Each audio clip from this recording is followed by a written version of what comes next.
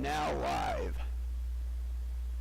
Let's see. Let's try the old school intro. There we go.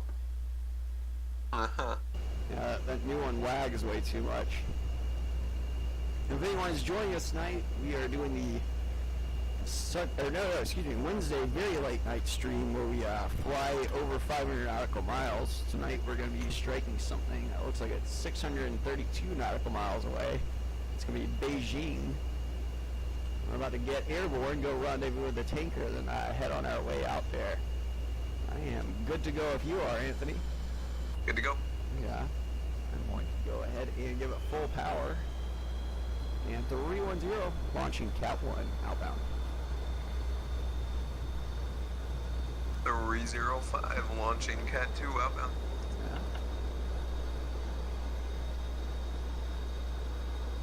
I am airborne. I'm going to go ahead and switch right over to TACAN for the tanker. Should have probably done that before I took off, but oh well. I'm not even gonna form up. Just gonna go right for the tanker. Yeah, same. I'm going to keep it right in burners. It's 3 miles right over us right now. Yeah, I was gonna say, it looks like he's right over us. I'm going to rocket ship it up to him. Alright.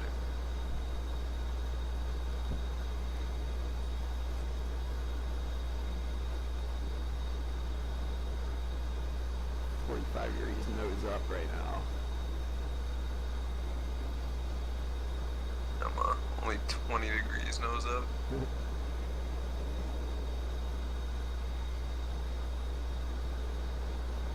Around 9,000 feet, you're going to break through that cloud layer. We should start seeing better visibility.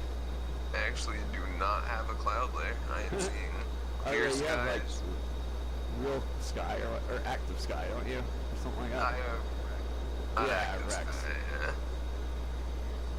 So running default. Oh, nice. The tanker is contrailing. Oh, okay. Make it easier to find. Right. I'm going to go ahead and go nose cold for the tanker. Alright.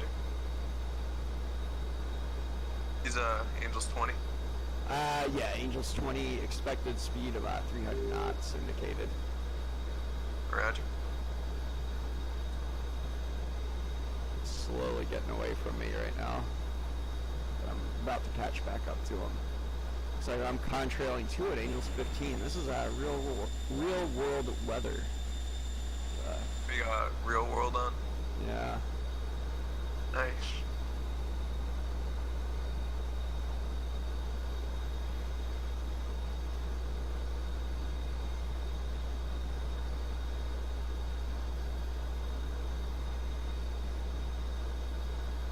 After we refuel, you mind if I take lead for the first part? Go for it.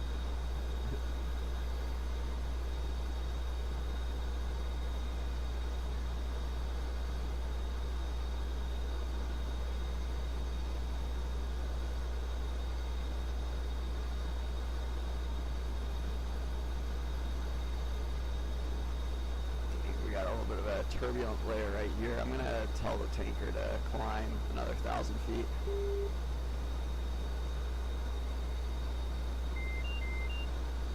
Inlet ice, shoot. Engine on, pitot heat is on.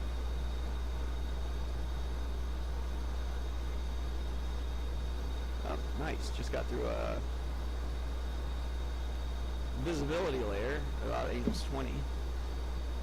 Alrighty.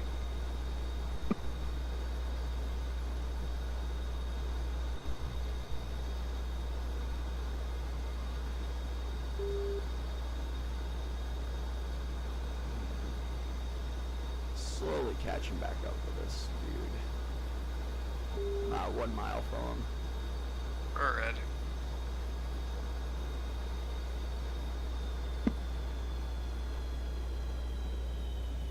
Probably should be coming up directly 6 o'clock.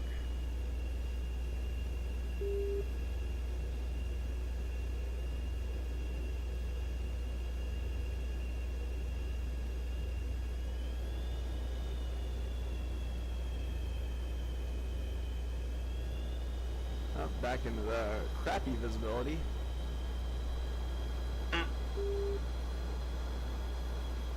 we just set him to 21. Yeah, Angel's 21. Seems smooth up Alright. here. Alright. Here, I'm loose left dash for the tanker.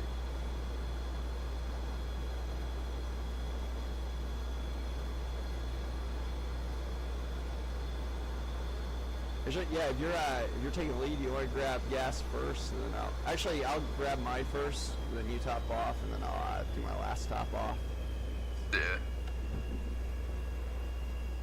310, switch to safe nose cold, looking for 5K. So I'll be done in about 2 minutes. Alright. What am I doing?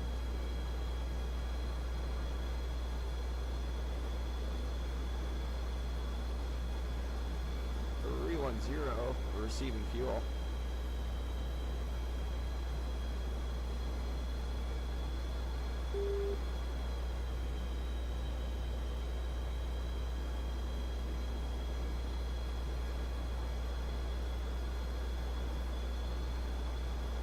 We got a 20-knot wind speed up here, so I'm seeing them at a indicated of about 275, about 280 actually.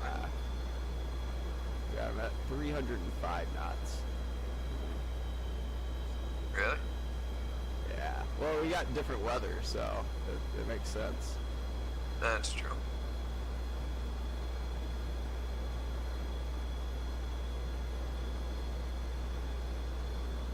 Got about 2,000 pounds to go, so about 1 more minute. Alrighty.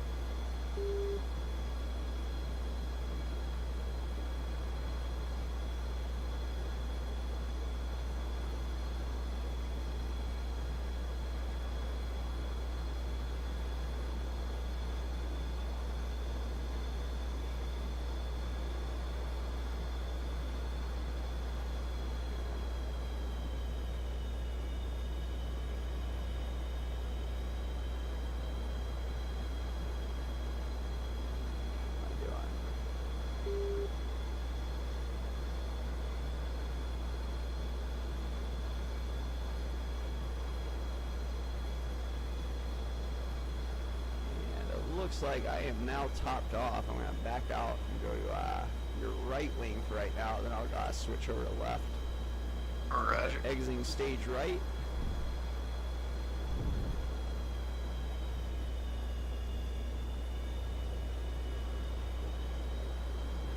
How's it going, Anne-Marie?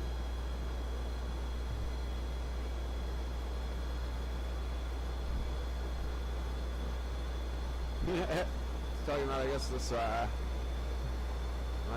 my Casio G-Shock. Oh, your watch? Yeah, because that's I think that's the closest thing to a webcam. So. See if that shows up.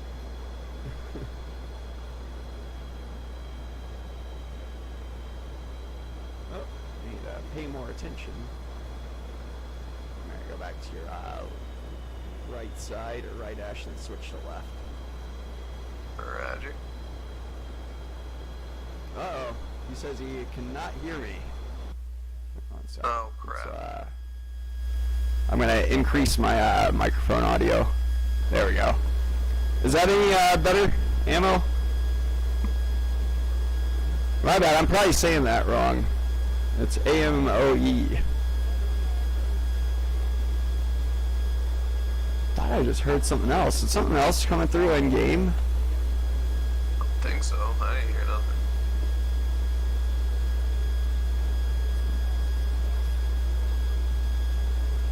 Dude, something's oh, okay. I know exactly what it is. Okay. Yeah. Okay. I'm an idiot. There we go. Yeah, I thought someone was talking in game. And no, I had my Twitch stream open on my channel, so I thought, yeah, I was hearing my own voice in the background. I'm gonna go over to your left dash. Roger.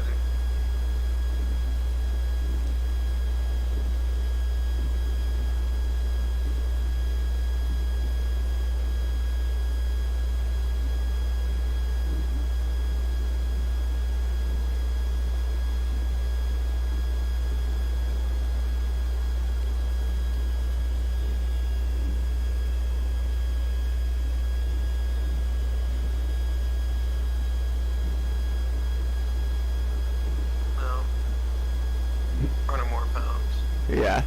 Sorry, I'm struggling right now. You're fine. High pitched noise from the. Oh shoot! So it's is it still doing high pitched noise?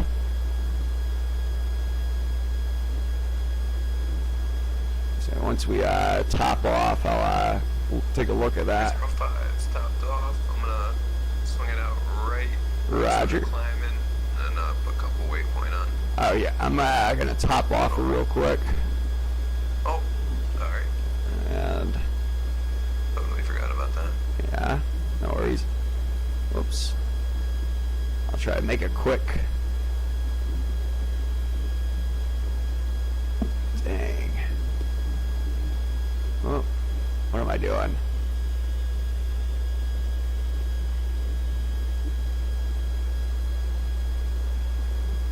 Whoops. Jeez. Yeah, I'm receiving fuel and yeah, already topped off. Okay. So I am exiting, looking for you. I'm off to Okay, gotcha. right now. I'll come back to you. I'd probably go up a little bit before you yeah.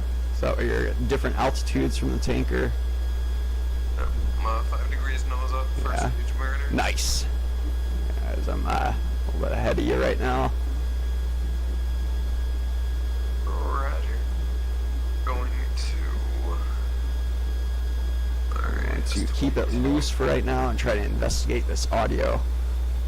Roger. A couple TC or a couple TC and What the heck? a couple waypoint coming on. Yeah, one sec. I'm gonna be.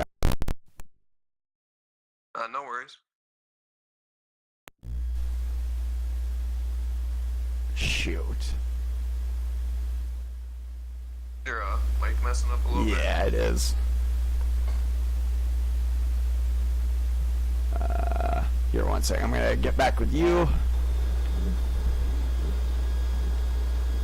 Yeah, I'm gonna go a couple waypoint or a couple. Yeah, so I'm not gonna be able to look at flying for a minute. Oh, I need to go to waypoint 1. There we go. Wait, no. Waypoint, not a couple TC on waypoint. There we go. Here, one sec. I'm gonna have to switch mics. Thanks. Yeah, Roger, you're good.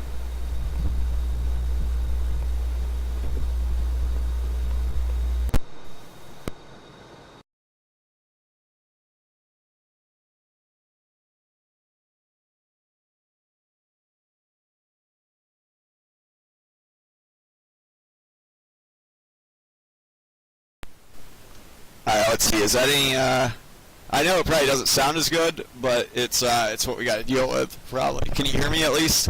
Yeah, it actually sounds better. Oh, yeah. Let's see, did that, take care of it, ammo?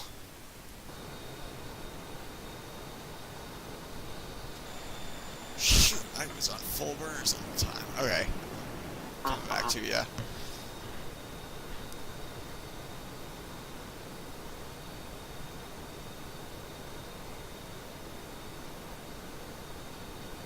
Going up to Angels 3-8. Roger. I appreciate it. Thanks for the heads up, man. Yeah, because I would not have been able to know that if you didn't tell me. It's better than, man, one stream, I totally forgot to even turn on the audio. So we were, like, talking the whole time and everything, and there was, like, no audio coming through at all. That was definitely error in production right there. Oh, yeah.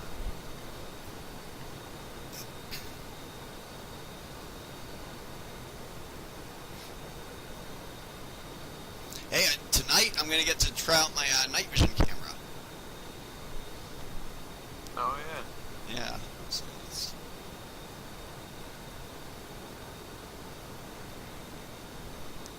So to keep with the night theme. Yep. Like, way far away from And a you. little drive to, I'm going to go 20 nose hot feet for per a minute. second. Roger, you're good. Indicated 270 right now, Mach 7. Yeah.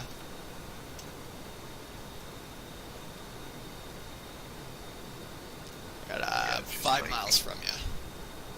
Rather. Showing 200 knots closure about.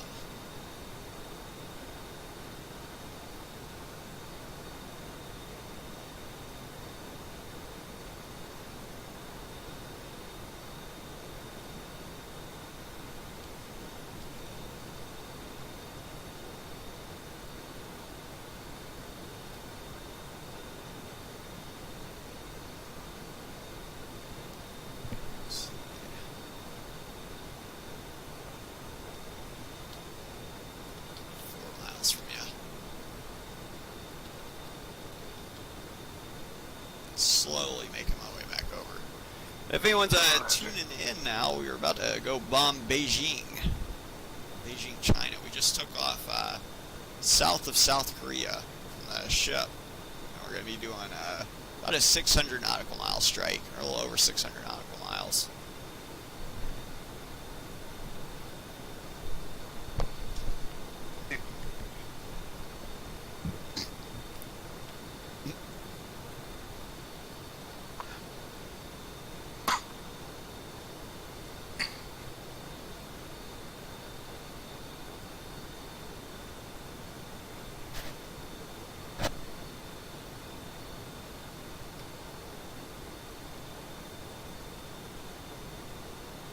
Oh, wow.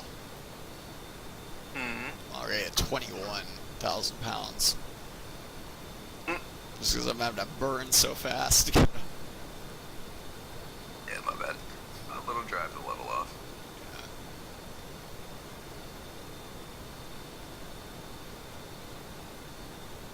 Yeah. Oh, Angel's 38.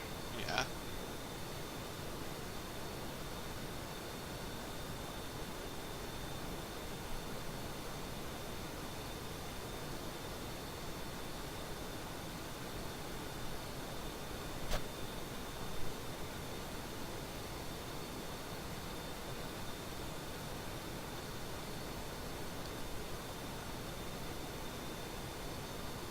Slowly catching back up. Supersonic, showing about 71 knots closure.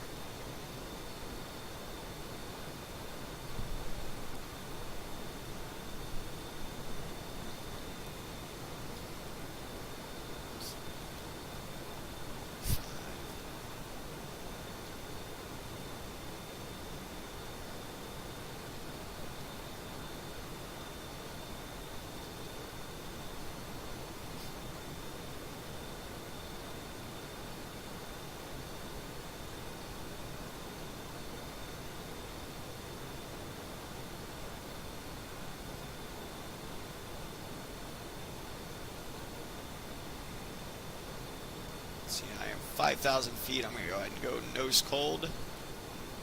Rather. Officially supersonic, 1.07 Mach.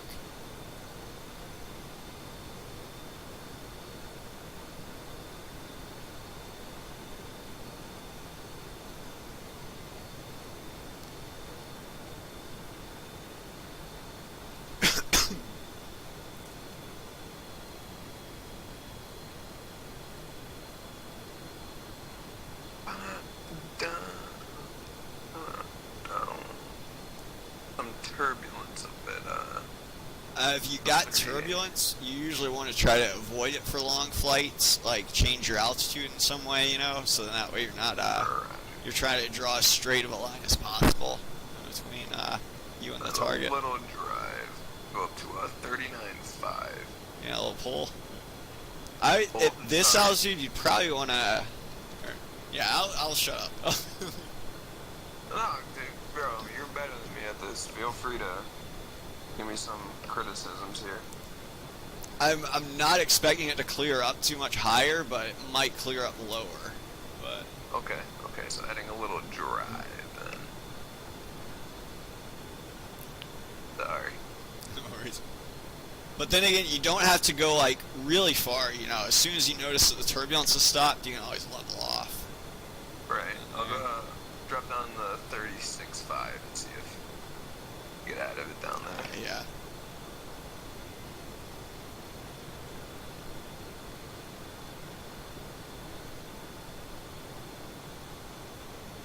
For me, I'm showing smooth skies up here.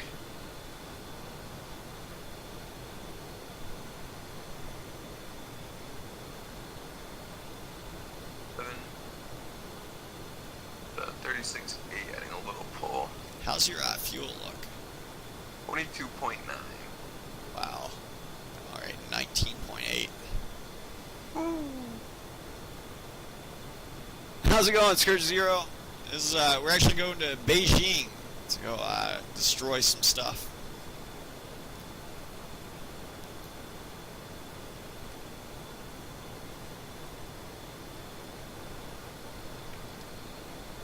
I'm not getting any turbulence down here. Nice.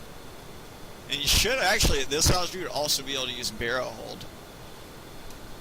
Roger. Let me see. I just threw it on. Yeah. See if, what do they call them? POAs? That's if you're doing it. If it's if the autopilot's doing it, it's called porpoising. Porpoising. Yeah. But if if the autopilot's or porpoising is really actually just the act of going like this, going up and down, like. Right. So I mean, technically, if a person's doing that, it would also be called porpoising. But I just don't know of anyone that sucks that much at hand-eye coordination that would fly that way. But like say if I'm formed up with you, and then if I want to say if I'm too low, like right here, and I want to pull too much, or something like that, and I pull too far, I go up here. That's a pilot-induced oscillation. So I guess a porpoise that is yeah, a porpoise could be a PIO, but not necessarily a PIO. First tariffs now incendiary munitions. What? He was saying that because we're bombing China. Yeah.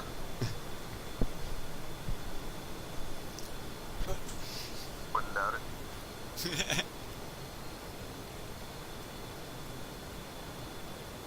Let's see,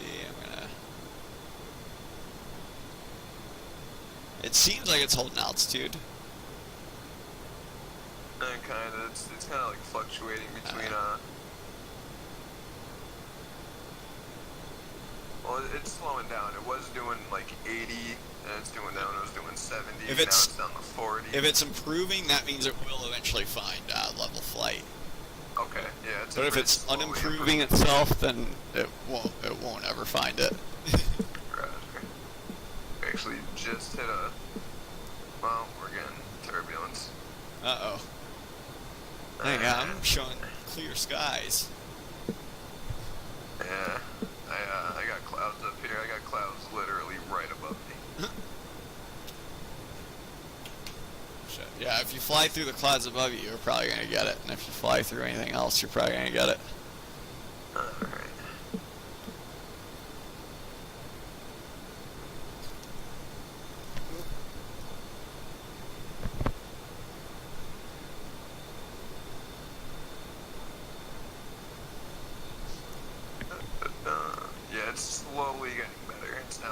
30 now. Nice.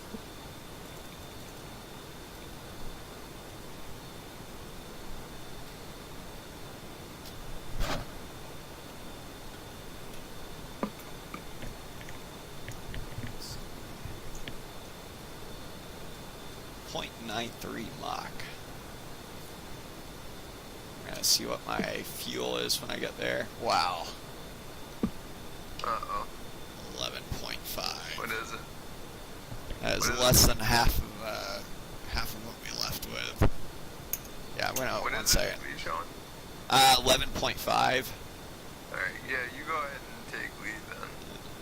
Yeah, I'm gonna readjust my power to 15,000 pounds when I get there. Roger. Yeah, you go ahead and take lead. I'll fly off of you. Yeah, I'm gonna be a little bit slower than you, just because that's what my fuel or FPAH is, or FPAS is showing most ideally. No, that's fine. I'll form up on it. Yeah, that initial catch back up really messed me up.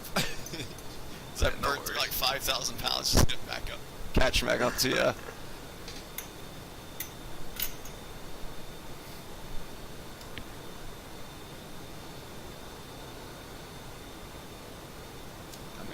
barrow hold. Angels 36. Let's see if I can keep up with this.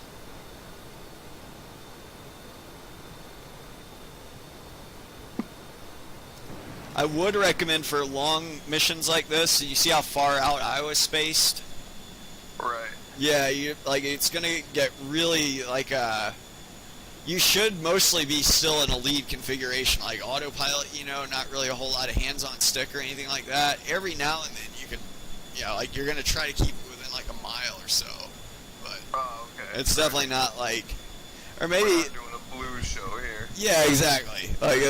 The key is, the reason that you want to have them in somewhat close proximity is, say if someone spawned in behind us right now, we would still want to be able to do a break-off maneuver, from each other, and then commit that bandit to one of us, so then the other one can dispatch them, or freaking take care of them, or whatever. But obviously, if we're 20 miles separated, that won't help too much, but close enough essentially so that way you can catch back up if something starts to happen. Say if all of a sudden we get a green bar at the top that says someone's coming in that we know has tac pack and is usually hostile, we could go ahead and start. People on that list. Yeah, we could go ahead and start making some plans to, deal with the threat, right away.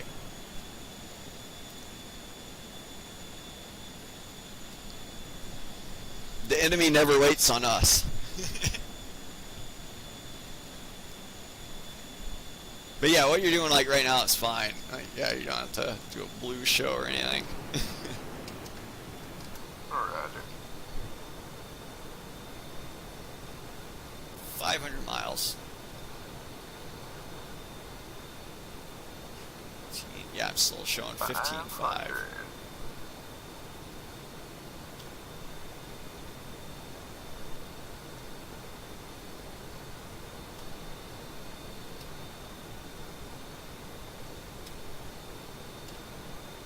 Secure my anti-ice system though for right now. I don't think I need it up here.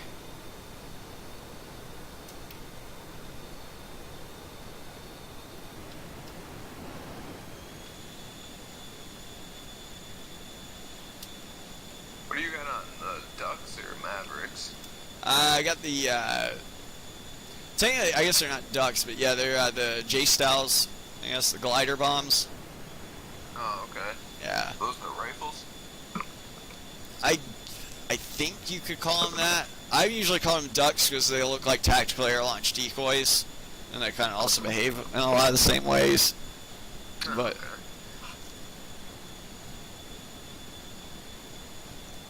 yeah, I think actually, technically, because it does have a warhead in it, it's going to be called a rifle when it's fired.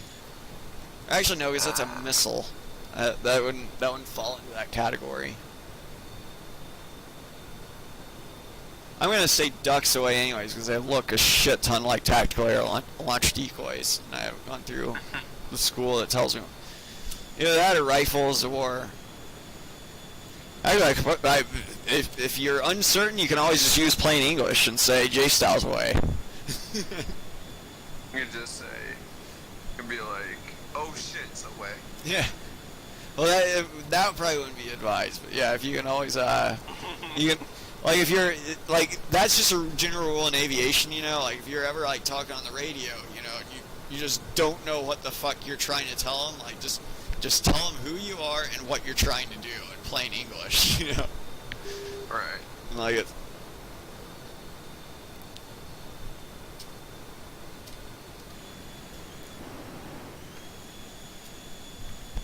Yeah, I know they're not magnums, though, so they don't seek out anything. Yeah, no.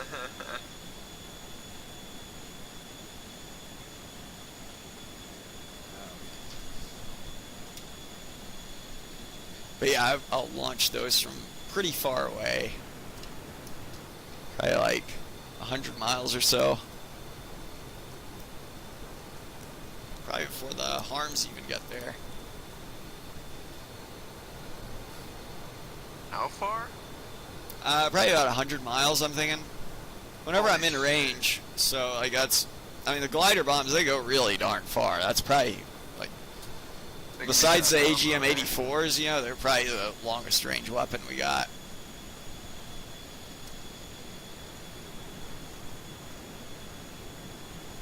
They can get shot down, right? Yes, they can. But if you put a harm on it before that thing is in range, you know, then hopefully it won't get shot down, which is our plan.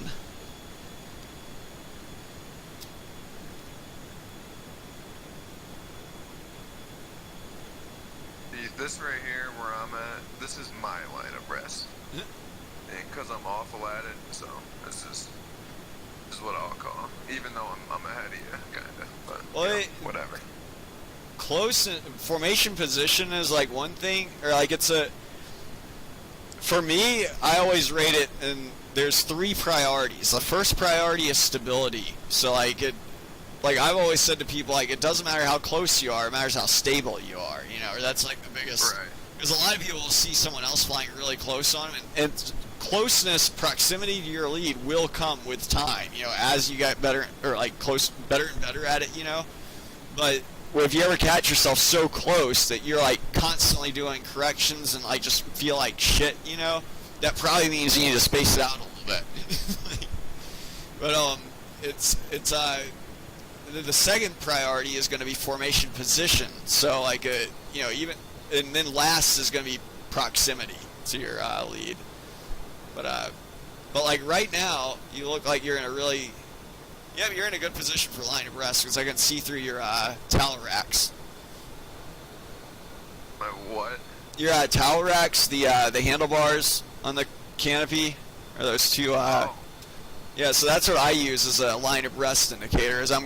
Granted, you might be a little bit low, but for the most part, like, that's what I'm looking at on the lead jet, is I'm trying to line up those 2 handlebars as like almost like a gun sight to look down. So then Right. because if my head is in line with those 2 things, we're pretty darn close to about even, you know. Technically, I guess my head is slightly ahead, you know, of the lead's head, you know, if I'm looking at those, just because the lead's head's slightly behind these towel racks, but it's close enough where I don't think anyone's going to notice at that point. Alright. Good enough for me.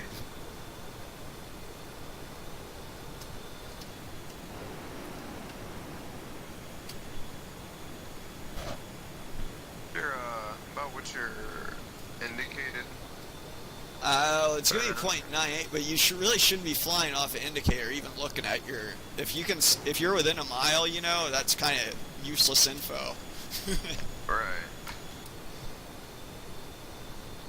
Yeah, because like as long as you're where you are, you already know you're roughly at where I am as far as airspeed's concerned, you know. So like if you want to know exactly where it is, you can always just close it up a little bit closer, you know. Like now you can tell you're going a little bit faster than me, or if you can tell that. But Yeah. Gaining a little bit on it. But yeah, that's another key for formation flying. It's like you don't want to be in a habit of like looking at your lead, looking at your HUD, looking at your lead, looking at your HUD, like back and forth kind of business, you know. You usually just want to stay focused on what you're trying to fly off of. Okay. Too many head movements will mess you up a lot of times. And you're never going to be able to gnat's ass. You know, if you're going off the indicated airspeed, if you're already in formation, you know, then your indicated airspeed will already be at the lead's airspeed. So you don't have to keep double checking it, so to speak. Right.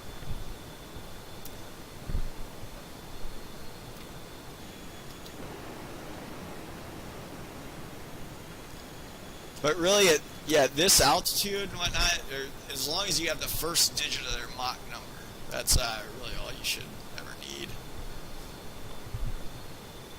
And that's conveniently, that's actually why the radar displays just the first digit of the Mach number, because that's really the most pertinent information. As long as you can ballpark the airspeed, then you're good.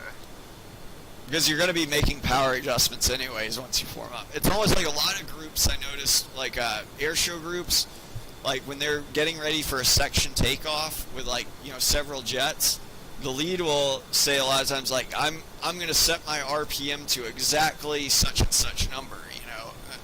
Great motivation on his part, you know. I know he's like trying to do the right thing by doing that, but the thing is, you're never going to, like, as soon as you come off brakes, everyone's power is going to be different because everyone's going to be adjusting, you know. So as long as you ballpark it, like the rest is done by the eyeball, and then the hand, just making the power adjustments from there.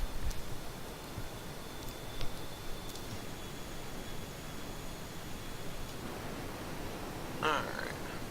I'm sure if you do it like textbook, there is, like a RPM you should have it set to. But if you ever notice, whenever I do a section takeoff, it's more or less just I'm at half power now, or quarter power, 3/4 power.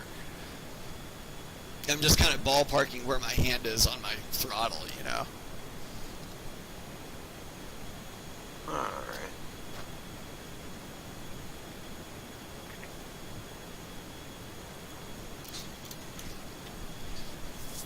Excuse me. Man. I am so glad it's my Friday. Right. 16 miles. 15 miles now.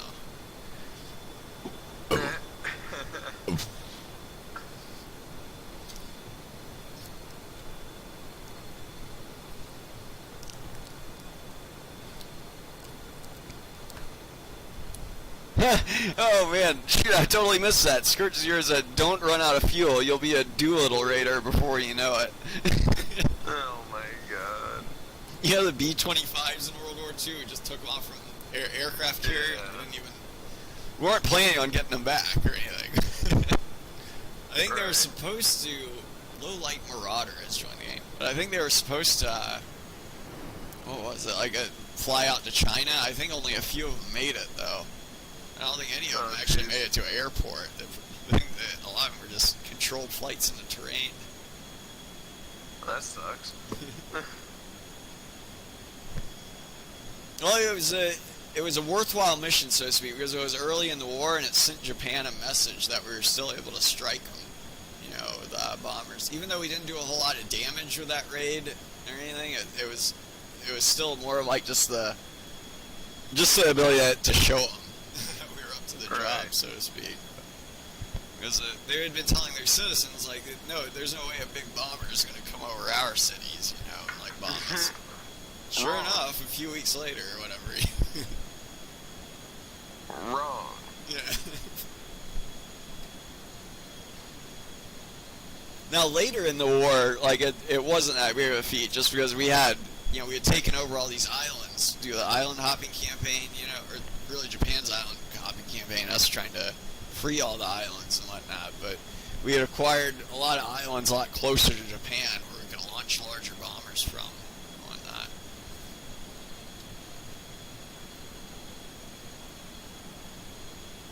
I do know, I think I told you that, more Japanese citizens were killed in the firebombing campaigns in Tokyo than there were people killed in both Hiroshima and Nagasaki combined during the war.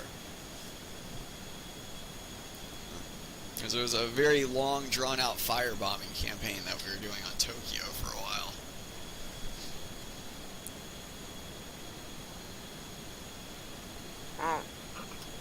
That sucks for them. They shouldn't have bombed our Pearl Harbor. Kind of like that port.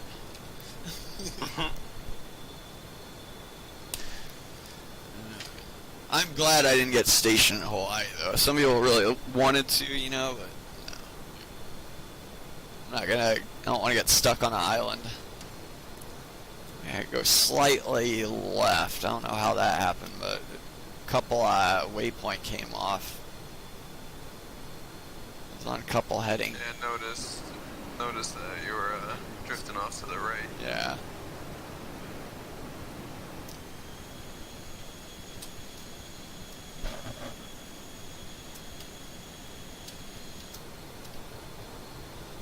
Let's see if we still got 15,500, which we do. Expected fuel state when we get there. Still got 600 pounds in my wing tank, so I'm going to be jettisoning those. Wasting another $30,000. Like I said, the real Navy, that's why they can't jettison theirs, because they keep on giving all their overstock to us. Yeah. You got plenty of those on board, huh? Yeah. We must, because we pop them off like it's going out of style. I told you about that that Vietnam pilot in the forums that I read through real quick. He said he went his whole time in Vietnam without ever getting a punch one off. Yeah, the F4 Yeah. pilot. He even said he was chasing MiGs a few times and wanted to do it, but he didn't get permission to do it.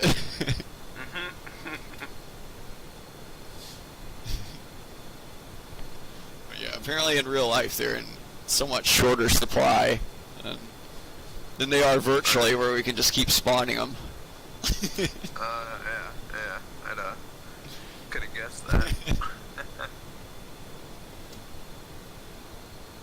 400 miles. God damn it, Doc. You fucking missed it. You missed it. Oh, yeah, no, I noticed that at 416 nautical miles. I didn't want to say anything. I usually don't, though. Usually, even if I don't say anything, I'll zoom in on it.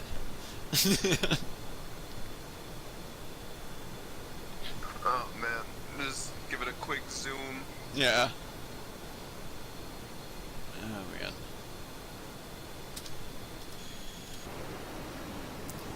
$550 miles. No, excuse me, 15,500 miles. Or, yeah, what am I saying? Freaking pounds when I get there, not miles. And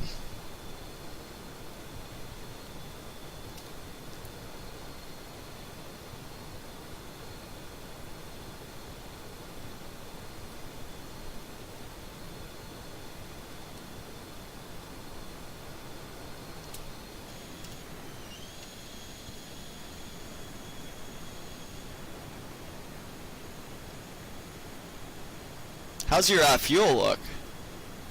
Feels looking good. 20.5. Oh, nice. How's yours look? 18.1 right now. Uh-oh, you're gonna get put out in front of me quite a bit.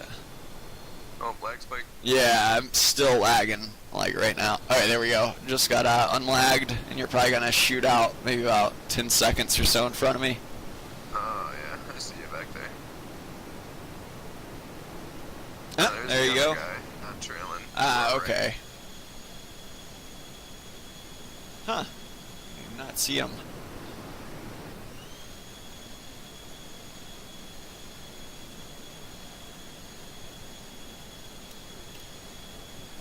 Yeah, I must not be able to see him back there. Do you actually have a visual on him? Not just his contrail, but like a visual on him? Nah, his contrail just figured out. I do not have a visual on him. Do you think that could be me or your old contrail? Oh, it probably was your old contrail. Yeah.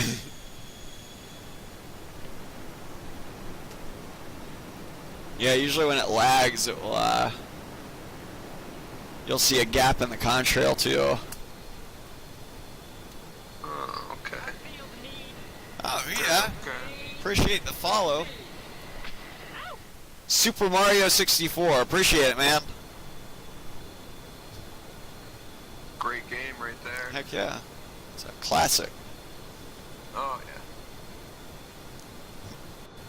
My favorite thing to do in that game, going to the castle, I can't remember, it's been like 12, 13 years, but don't remember the slides. Yeah. Going to the castle, I forgot what room it was. Jump into one of the paintings, and you go for like a slide, like a red slide or something. Oh, yeah. I don't think I ever played the 64 version, but I definitely played Super Mario Brothers on Nintendo. Oh, is that him back there? I think I just saw him spawn. Nope. That's just my eyes playing tricks on me in the rear view.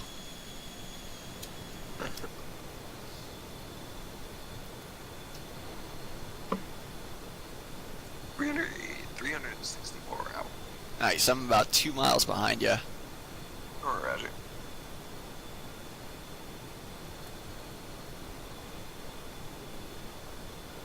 I'm still still nose cold for right now. Still got 400 gallons, or 400 pounds, excuse me, in my 2 wing tanks.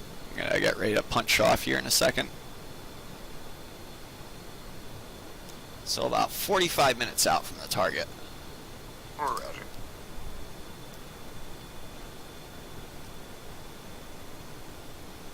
Yeah, this is we're flying the VRS Superbug with a tac pack, where we actually have weapons and everything like that. We're about to go in and blow up a SAM site in Beijing.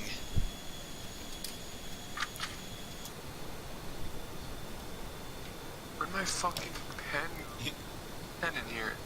I can't find it. Son of a bitch. It's a really steep learning curve in FSX, I've noticed, for a lot of these jets. So it's like a lot of people who are interested in the military aspect of it expect to be able to get one of these jets and then fly it just as easily as the default one or something like that. And I think that might be one of the reasons. Is it's a very challenging jet to fly, so to speak, if you're doing it right. Ah, it's easy. Bruh. Bruh. Well, we'll see about that if we set the visibility at 1/16th mile. Yeah, go freaking. Go get yelled at by a customer, right? It's my response. I hope your next day at work is filled with torture. Ah, thank you. I'll be right back. Yeah.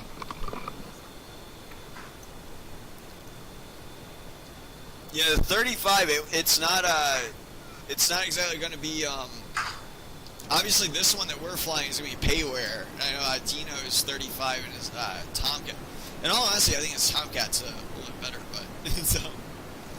But yeah, the 35. I don't know how to. I don't want to like sound like I'm totally bashing it, but yeah, it's just that it's such a classified jet. A lot of times it was they had to make a lot of assumptions when they made it, or it was it's not really.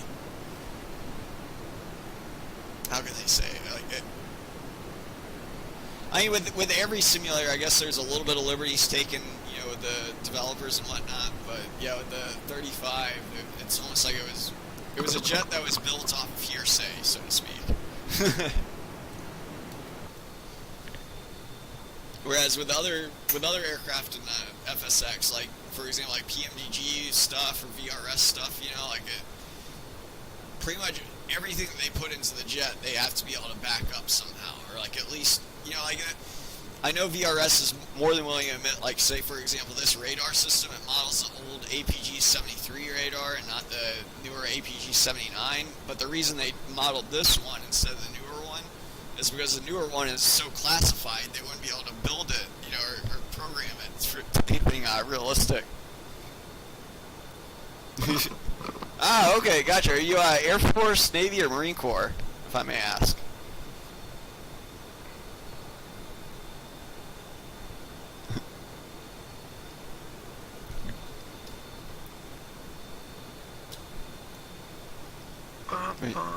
Yeah, it's a very classified jet. I know. Oh, nice. Okay, yeah, I was a corpsman. Yeah, you probably could tell the name Doc G.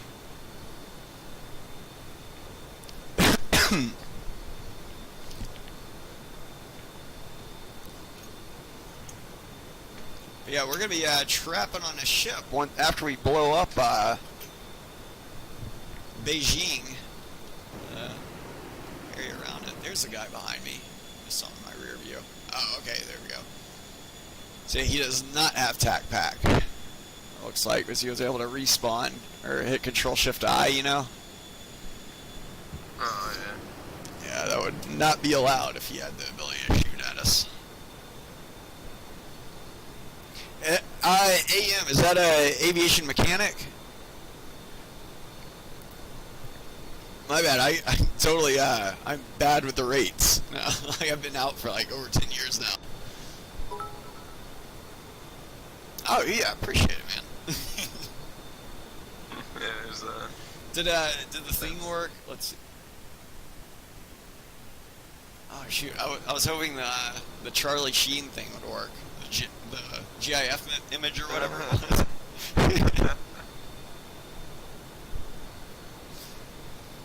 Alright. Ah, okay, gotcha. Yeah.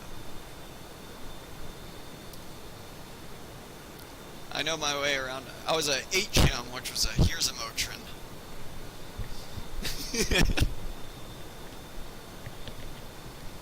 HM? Like in Pokemon?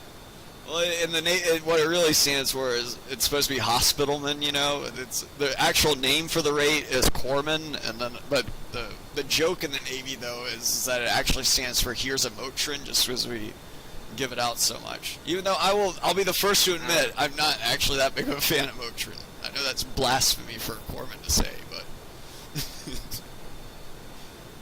there's I mean, depending on what you're trying to do with it, but I think it was probably over. Yeah, how can I say it? It was used excessively in the Navy, right? Especially by like new corpsmen that like didn't know any better, that like it prevented calcification, you know, for shin splints and things like that.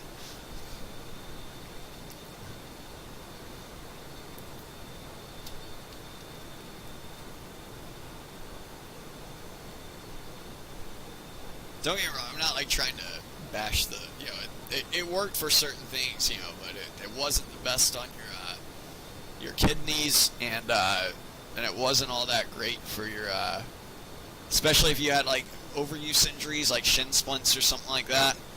Like it worked great as an anti-inflammatory, but because you have anti-inflammatory properties, oh, appreciate it. Holy crap! Bunch of Motrin change your socks. Don't forget the water. Even though that's another thing that corpsmen were notorious for. You're supposed to take it with food or milk or something like that, but a lot of them would just say, Motrin water and change your socks. Oh,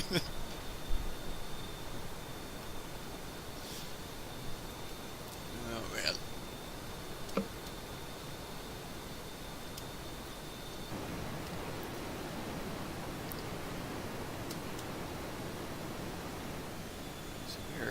Temporarily feet dry. Looks like we're gonna be feet wet up here again.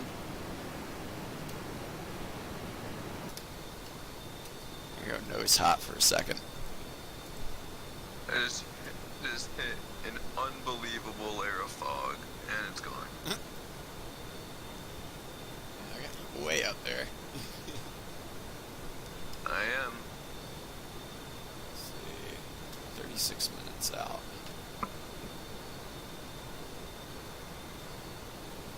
Yeah, you're 11 miles out in front of me. Oh shit, I am cooking it on you, dude. Yeah, I'm still holding on to my 15,500 pounds because I won't make it back if I go any faster or anything. Yeah, you're good. I'm at 16.5. Fuel state's 18.4 right now. That kid's back from... Wait, you're 15.4? No, 18. Oh, okay. I thought you said 50. Yeah, no. I am dry on my 2 wing tanks. I'm gonna go ahead and get rid of those. That'll actually increase my where those go. Those are expensive. They'll be alright. Yeah. That one dude is back from the Sunday stream. Oh yeah. Oh yeah. Okay, I remember. Yeah. 0502. Yeah, that was the guy that was. We trying weren't to able to. talk. Yeah, we weren't able to understand him. And he was probably trying to tell us the winning lottery numbers that were coming up or something. Oh man. Yeah. Man.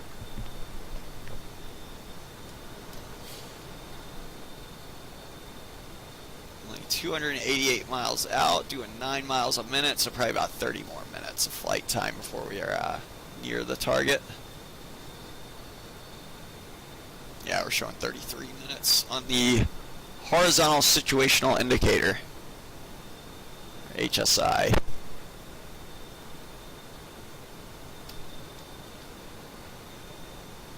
Right on Heli 77. I'm probably saying all these names wrong. Whoa, what did I just hit? No. I hit the I hit Shift S to try to go outside, and then like I hit Shift D, so that did something. Not like I'm trying to figure out what I just did to my jet. Oh, he's trying it again. He's trying those lottery numbers again. I got a 747 that just spawned in behind me. Let me see. Yeah, I see his contrail back there. Got his gear down. He's probably seeing us in Lear jets. Yep.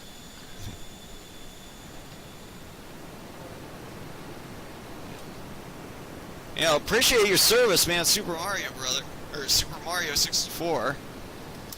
It's, For your service, man. yeah. Yeah, especially if you're still in.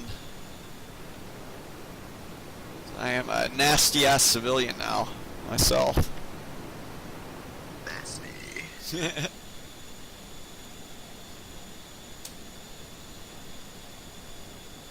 Oh, look at that. He just went inverted. Well, he's doing a roll. I'm looking at your stream right Yeah. now. Oh, man.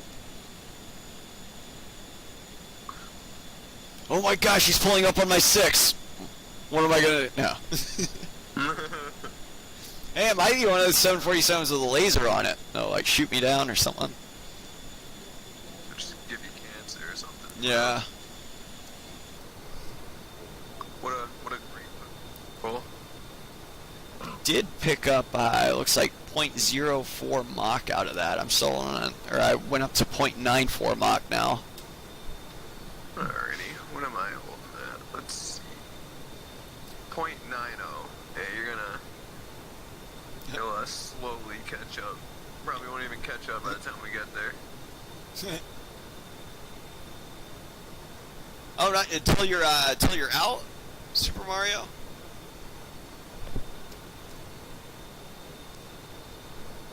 Yeah, it goes by in a flash. I know my last year did. Or, it seems like I was in forever. I had to do 5 years, you know, being a corpsman. But yeah. Granted, though, my last year though is I did I got back from Iraq, and then I had to do then it was like what was it? About a year later I EAS'd, and that was man, that was one of the happiest days of my life. Got out and used the GI Bill and got my bachelor's degree, which is essentially like a 4-year paid vacation with they give you at least, granted, I'm not like a VA rep or anything like that, so unless they've changed it or anything, I know it was E5 married BAH for whatever area you're in. So like if you're, obviously if you go to like a school in a really ritzy area, they're probably going to pay you more.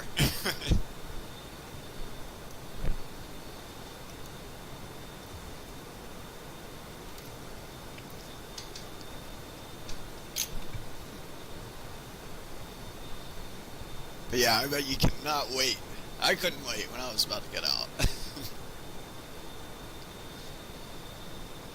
Don't get me wrong though, my service, my time in the military was probably, I told this to Anthony before, but yeah, it was the best time of my life and the worst time of my life at the same time, if that makes sense. I'm sure you can relate, or he knows what I'm talking about, I bet.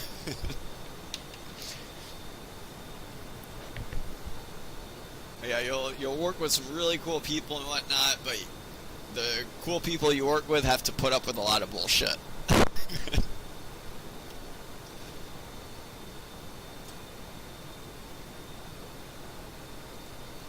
Pardon my language, I'm cursing like a sailor in here.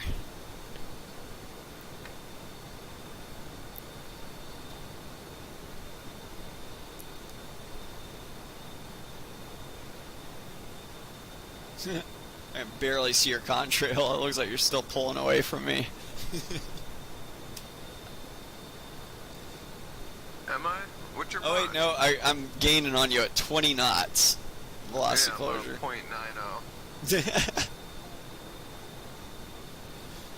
Oh man.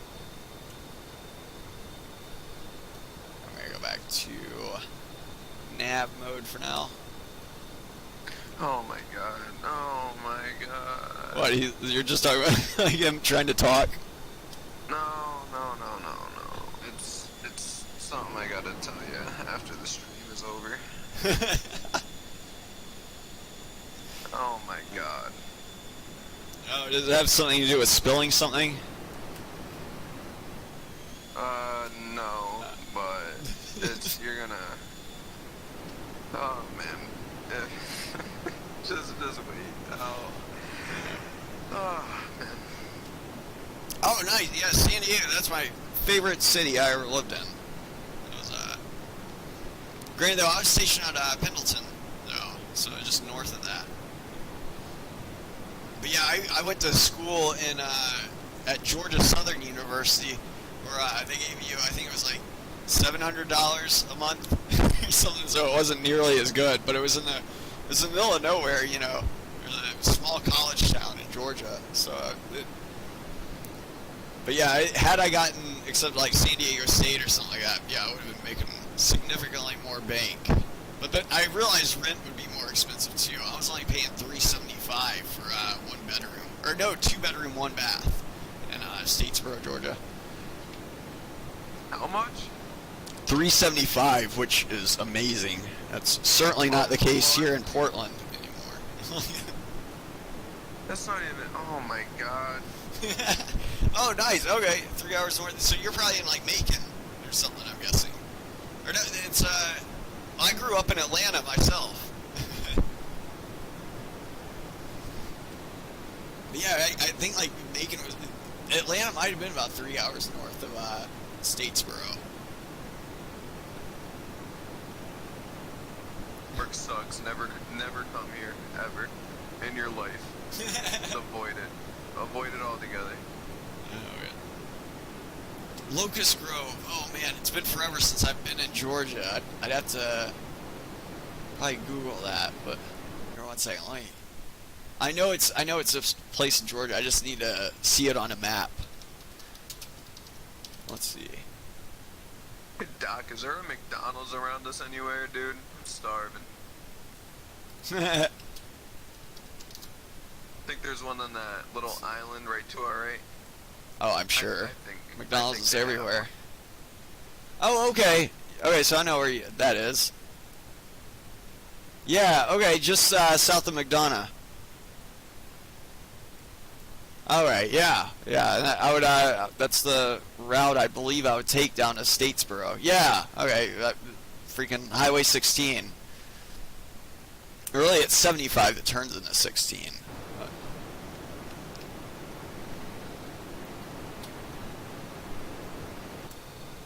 Yeah, I grew up in Vinings area, and then I moved to the Roswell area, just north of Atlanta.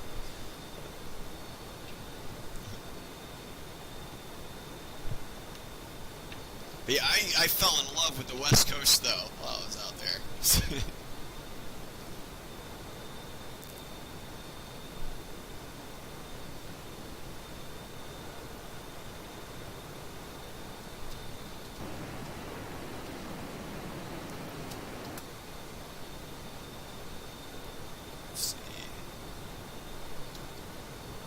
Harry is left. Goodbye.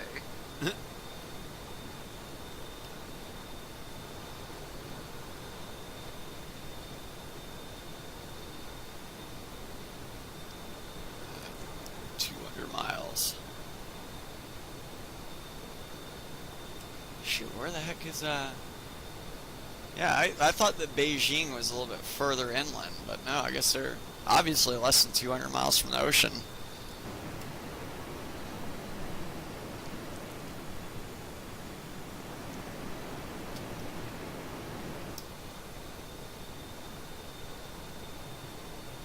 Dang, that sun is still high. Fuck? Huh.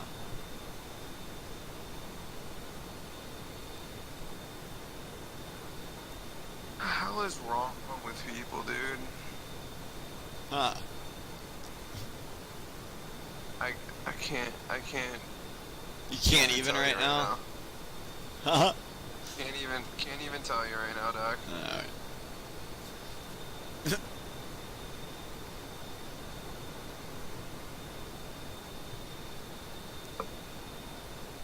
I'm guessing it has to do with drama on Facebook of some sort. Not even drama, man. Just.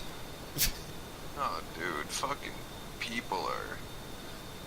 Just like. What the hell is wrong with them, man?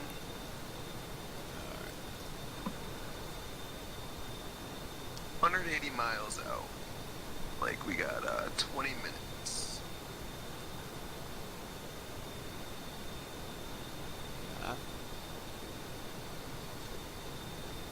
Yeah, I'm showing 21 minutes out.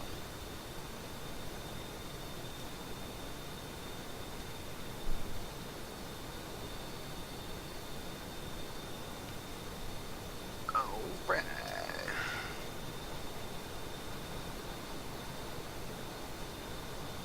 Let's see. Damn, yeah, I'm having to take my sweet ass time getting there.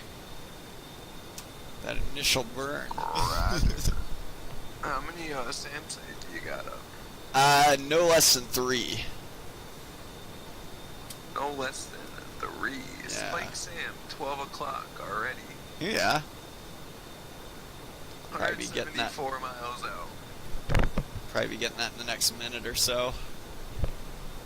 Alright. I got a harm for it. Let's see. Roger. So what I'll do is I'll just take out 2 and then you can grab the other one. Yeah.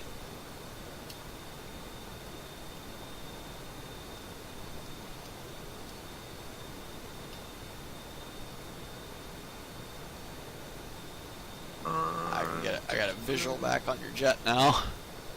Roger. Go ahead and go to air to ground mode. Spike Sam, 12 o'clock. Go ahead and switch on over to TOO. I'm gonna lock this guy up real quick. I'm gonna plug this D-bag in. 391517.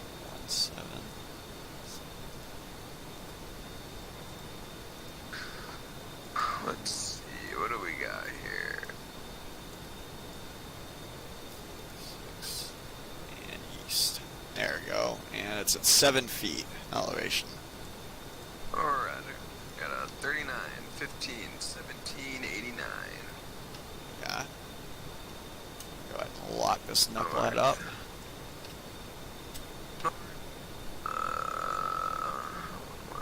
1824. Low Light Marauder has joined the game.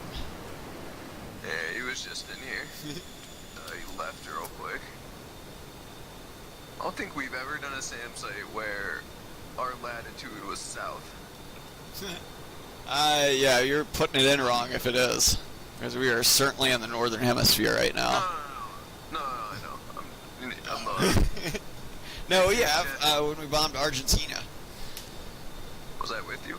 I'm not sure. Yeah, I know I've done a few southern hemisphere strikes. Same with like Rio de Janeiro. Wrath 754 has joined the game.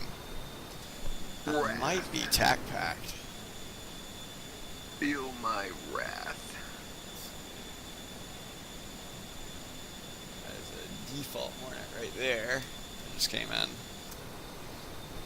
Yep.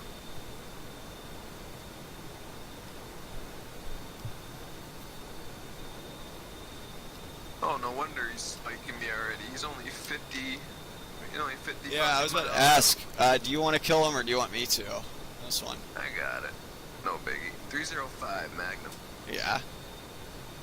So I still got 2 on board. Roger. I got one more.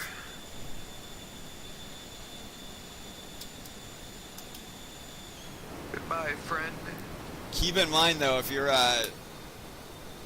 you might want to fall back a little bit, you know, because you don't want to be the first one without a harm, if that makes sense. That's true. I'm 55 miles out. Yeah. I will let you know if I get some good hits on this puppy.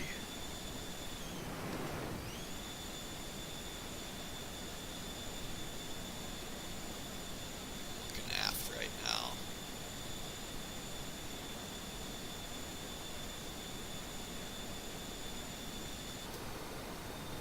Waiting to see if anyone spawns in back there. 46 miles out now. Yeah.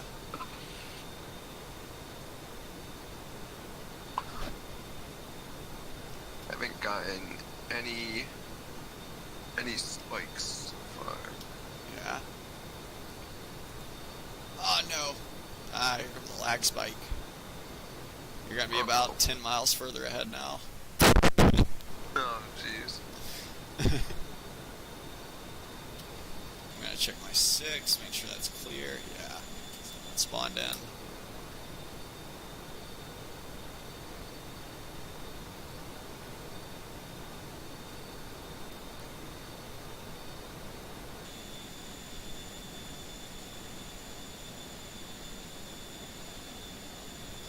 So my fuel's looking like 16. 38 miles out.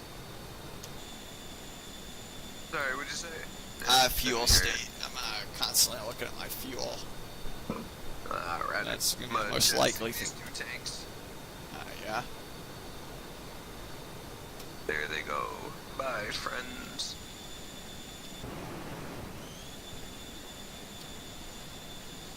Got anyone back there?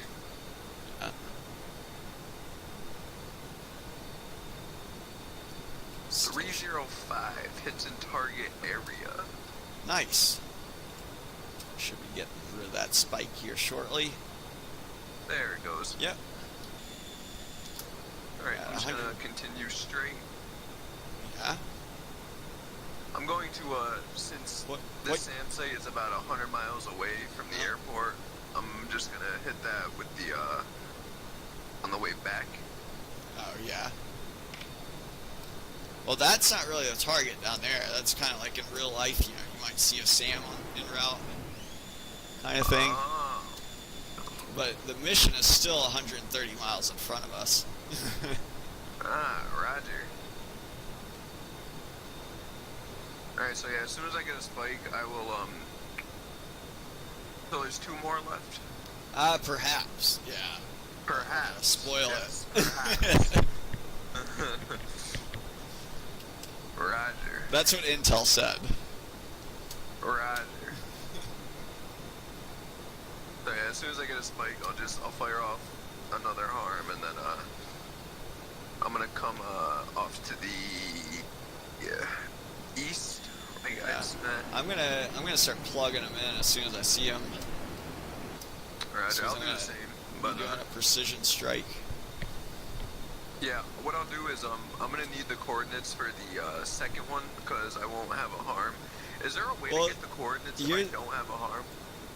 Not. You can just wait and just use your harm to find everything, you know. And then I still got 2 good harms, you know, that I can employ on those targets, you know. And then you could fire yours after you got yours plugged in. You know, that's what I'm saying. Oh, okay. So I can just. But probably your priority right now would be getting like line abreast or behind me because you wouldn't want to be the lead with just 1 harm. Shit. How far are you? Probably about 10 miles. But you can just ease back a little bit on your power, you know, maybe like 0.8 Mach or so, and I'll catch you pretty quick. Roger. Easy power. But I just ease it a little bit, you know, don't you could probably get away with like mill power, but yeah, you don't want to stall yourself. That's what I'm at. Yeah, no, we're good. We are good.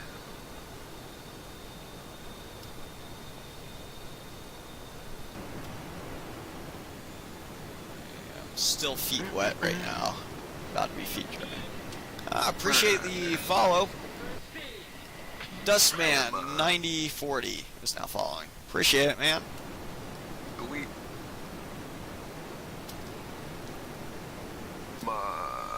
feet dry. Roger.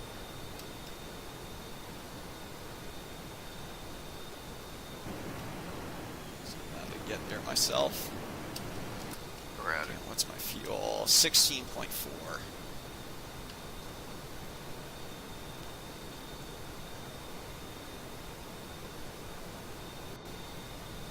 So we got about, let's see, 3 more minutes or so before I start expecting to see these SAM sites, these other ones. Roger. Oh, contact, spike, 6 o'clock. Turn it to. Really? Yeah. I do not have We got new problems. Yeah, I do not have it yet, but I'm turning around. Oh, there it is. Coming around. Roger. Looking for him. Same. Great. Great.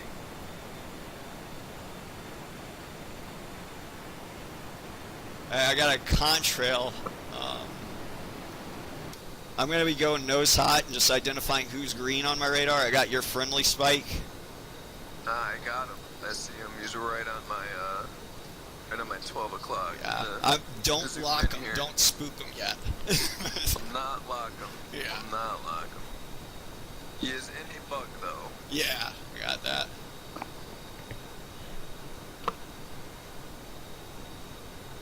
He is going to be, he's turning back to me right now.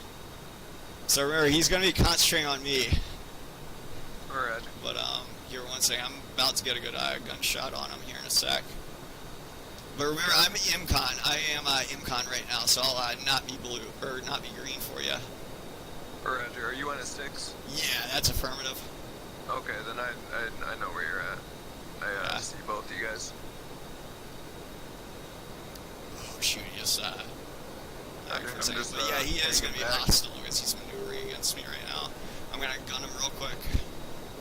Roger.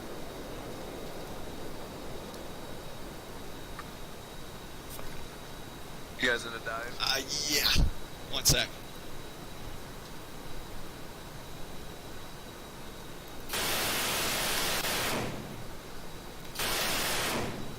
Got some hits on him.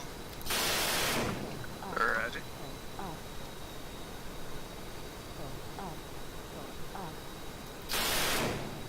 Let's see if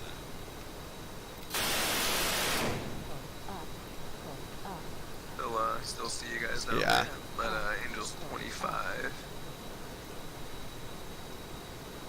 he's hurt, I'm pretty sure. Yeah, I got an engine fluttering. Uh-oh. Alright, so I'm Angels 2 right now. Well, Roger, you got real low. Yeah, got new problems. I'm gonna go ahead and finish him off, I think, because he's not up.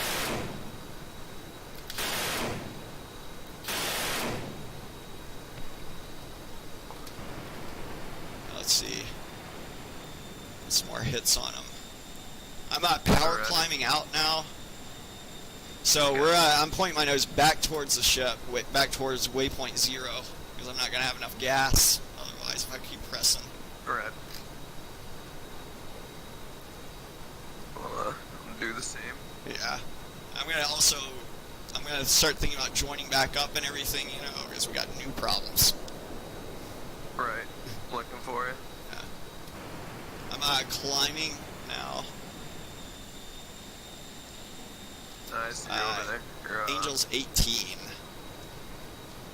Roger, I should be right in front of you. Yeah. Remember, he's gonna be coming for me again. So. Yep. So you might want to be behind me, or that would be more tactically advantageous because we already know where he's gonna spawn next time.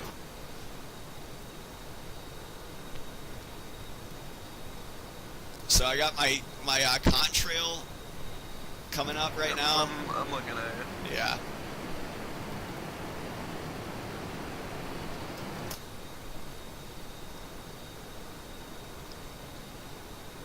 I'm 450 miles from waypoint 0. Got your spike. I'm gonna go nose hot again for right now, so that way you see me as a friendly. Roger. We're coming out of MCON.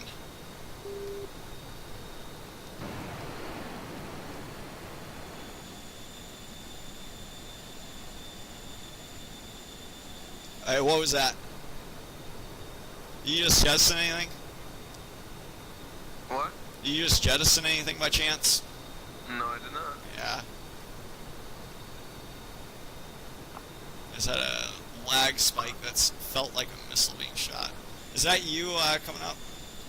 Yep. That's Alright, nice. See, I'm going to continue this climb for right now. Okay, spike. Do you see that? I don't have a spike yet. Okay, no. so that means you might be close. I'm turning to... Spike, 4 o'clock. Yeah. Oh, here comes. Yep, Here comes the missile hurt. out. Go ahead. Go turn 2 and do what you got to do. Yeah, I'm descending currently.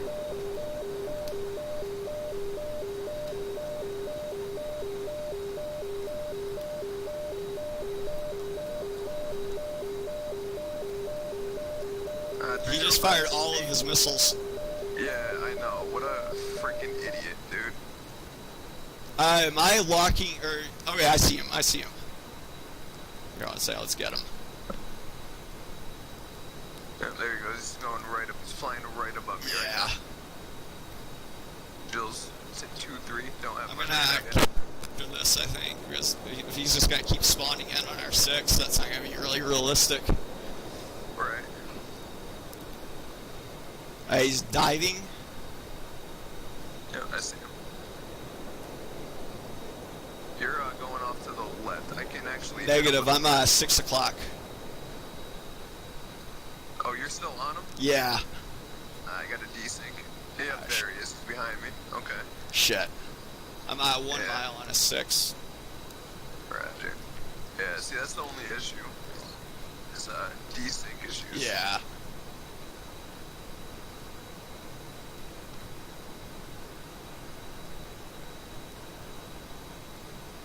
Gaining back some Donut. energy now. Here, 1 sec. He's shooting Damn, again. dude. 1 second. Don't dive, dive. Don't hang out up there. What are you doing? Yeah. I got some hits on him. Yeah, I keep getting desynced, but he keeps jumping all over the place for me. Shooting his guns for some reason at like nothing.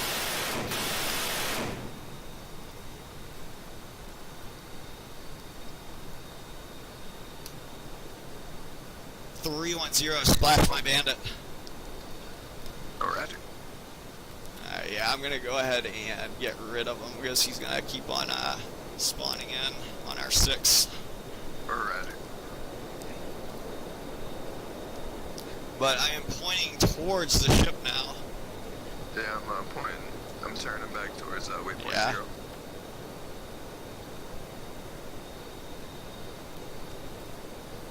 Okay, spike. Yeah.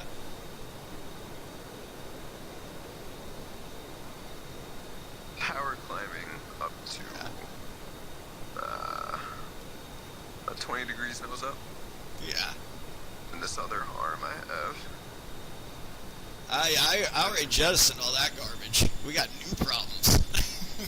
Yeah, I probably should have done that, but Yeah, as soon as we like get an air-to-air engagement going on, like everything changes from there.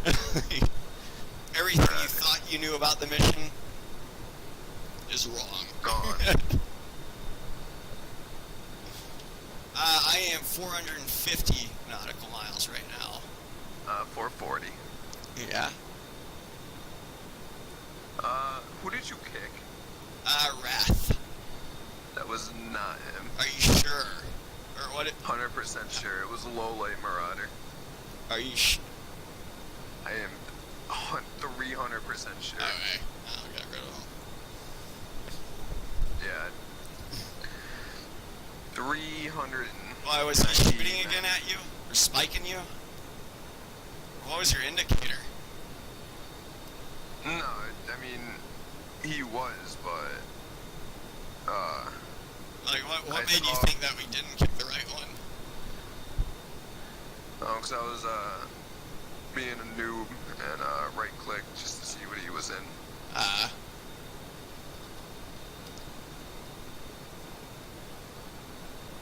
Attack me, you will say. It was. Well, pretty sure I'm right, but, for a while though, before we started getting shot at. Or it was Wrath when I said that this is a guy with Tac Pack, and sure enough, it was not too long after that when I got a spike 6 o'clock. Yeah, but Lole joined back right after Wrath joined. Ah, gotcha.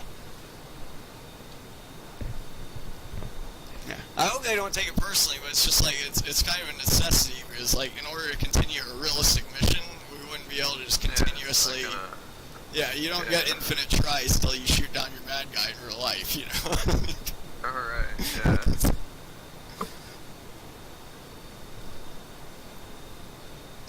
I'm looking at 6,000 by the time I get back. I gotta take a look myself. 500 pounds when I get back. I need to ease back on my power. I'm 1.08 Mach right now. Shit. Or what's your Mach number about? 0.97. Ah, nice. Okay, so I'll be able to catch you. Roger. I'm first stage burners. Ah, Roger. Or actually no, not even first stage burners. Sorry, I'm full mill power. Yeah, I'm gonna go to air to air for just a second, or nose hot. Actually, I was already nose hot, it looks like. Alright, cool. I'm at 50 knots closure on you right now.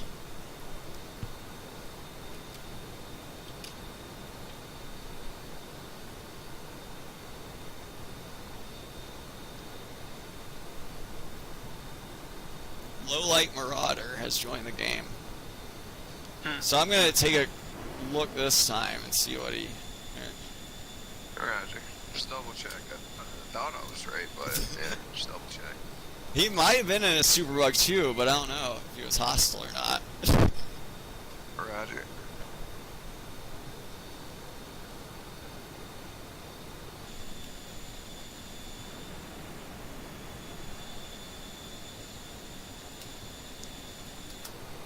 But yeah, I hope they understand. Like, I mean, we flew like, hour and a half one way just to do a realistic mission, not just to have like someone continuously spawn in on us, Exactly. That kills immersion like nothing else. Join into the stream, they can get an idea of why.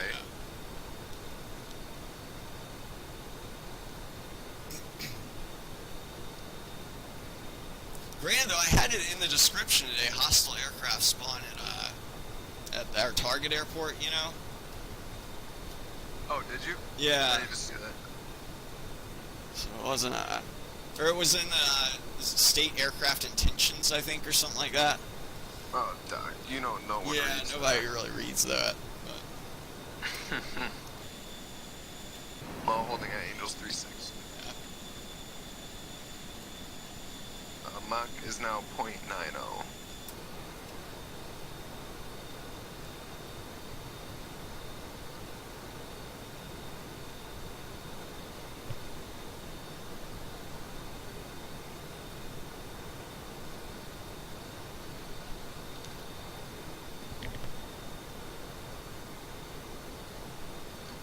Right. Slowly catch back up. 1.01 Mach.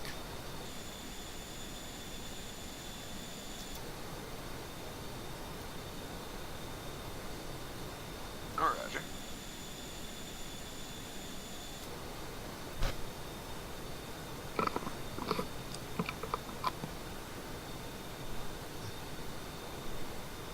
Oh, okay, gotcha. Latex Donut. That's a funny name. That's low light. Wait, what? That's our Latex Donut. Were you the one shooting latex? So I hope I didn't kick the wrong one.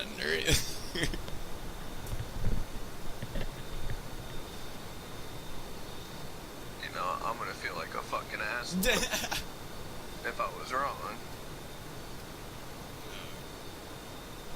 Slowly catching back up. TUI Belgium Geordie 2018 has joined the game. Oh, here in a minute I'm going to get to use my night camera. My night webcam. Oh, yeah.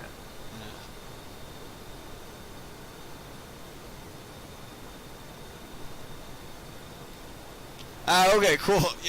Yeah, we were saying, hopefully you don't take it personally or anything. We were trying to do a full mission from 500 miles away. We didn't have the gas tangle too many times. Whoa. I had a little bit of a lag spike there as I formed up. I'm below you. Oh man, I went really slow. I had to slow down a lot. My bad. No worries. Back to you, yeah. The hell did he just spawn in? Did you just see that tag he just spawned in with?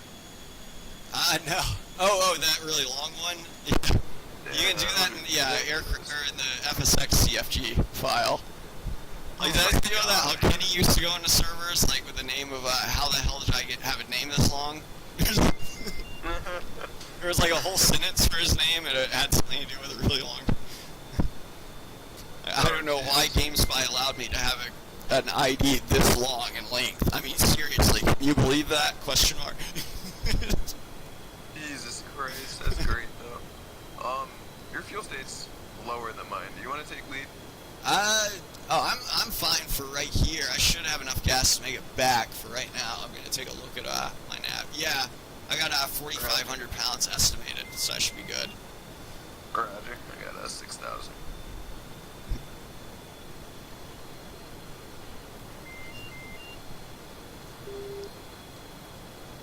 Your spike for a second. I appreciate it. Thanks for understanding, man. Yeah, I always I never like using the thing, but yeah, I always hope that a person doesn't think oh man, this guy's there's a wanker. Yeah. Guy's a fucking wanker.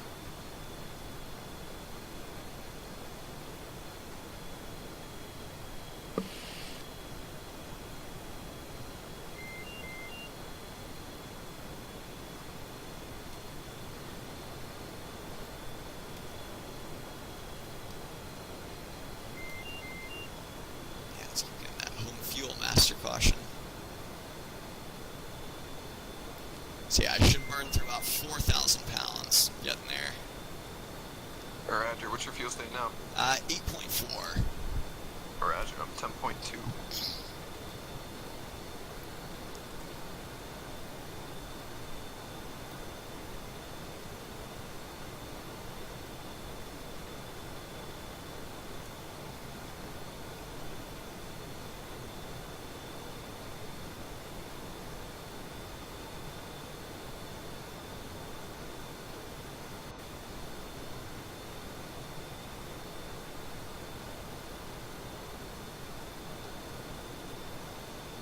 Left echelon. Actually, I could say the whole thing this time. Oh, you noob. You got rid of your centerline tank. I shut up. Shut up. No, I've done that. Hurry too. Sometimes I just press the yellow jettison button if I don't have time to. Yeah, the emergency jettison. That's what I did. Yeah. Listen, you calling it a noob, alright? See this missile? You know what this missile does? It doesn't... It's not for enemies, dog. Good thing that didn't come off when, Funny thing about friendly fire is it's not friendly. I don't know what you're talking about, of course. I'm friendingly sending you a missile. I don't see... As long as I can use it afterwards, as it gets me. Maybe it doesn't have a warhead or something like that. I mean, I don't know. I'll shoot it at you. My accuracy is so good, I can shoot it at you and it's just gonna fly right into your engine bay and it's gonna sit right there. It's just gonna rest there. You know? That is what the AIM-9 is designed to do. It's supposed to go up the tailpipe of an aircraft. And they have a bunch of zigzag coils inside the missile, so that way when it explodes, it sends out almost like almost like a bandsaw that spins around in all directions, you know? And And the Oh, man. idea is you want to clip off the back end of the airplane, like if you're just a saw off the back end. Now, obviously, that's how it's designed to work. It often doesn't work that way, you know, like the missile just hits, you know, near the airplane or something like that, which is still pretty bad for it. But it's, but ideally, that's how they're supposed to work. I know that one that we shot at the Russian MiG, or no, it was a Chinese MiG-15. The way they got their hands on the AIM-9, that obviously didn't go up the engine. That stuck into the side of their airplane, and that's how they were able to get it and take it back and figure it out and everything.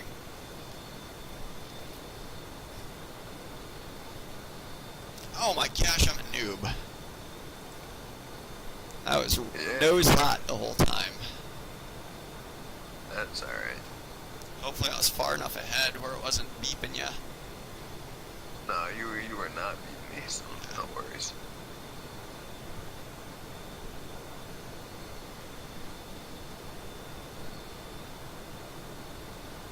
Ba, ba, ba, ba.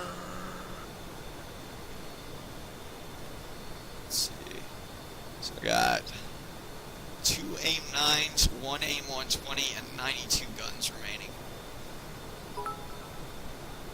I got all my ornament. I just said fucking ornament. Oh, Black Spike. Yeah, Might, I just jump saw ahead. that.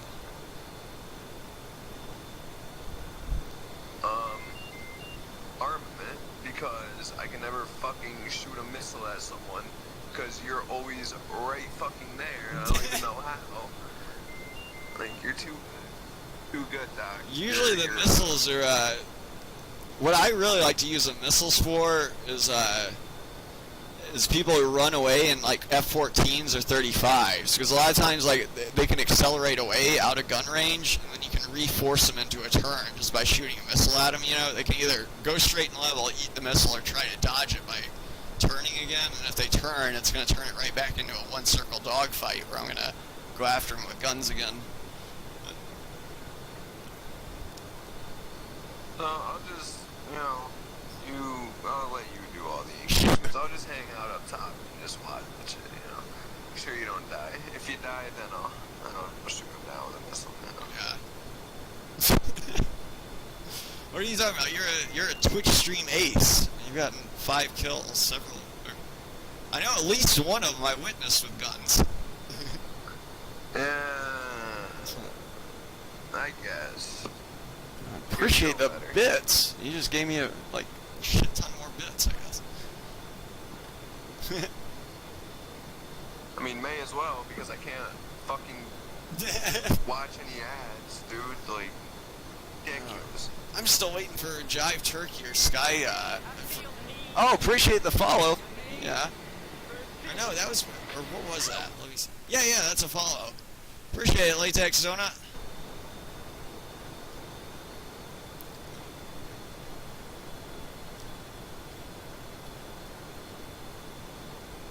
But yeah, that was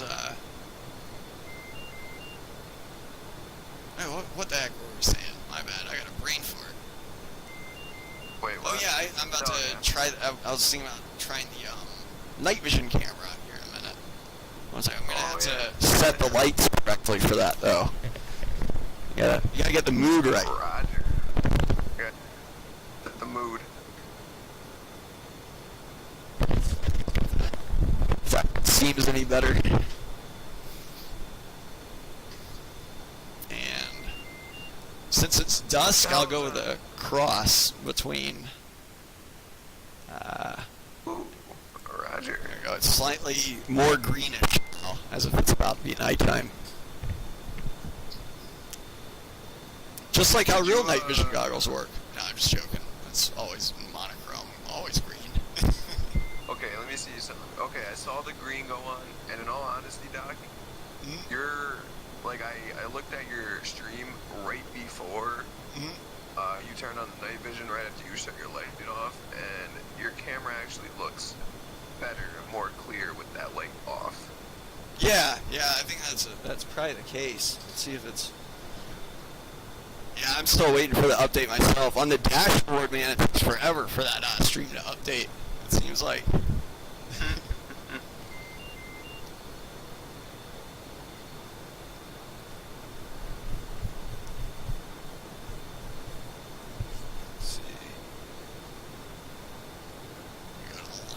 rest for now. Brad. Or 300 miles out. Nice.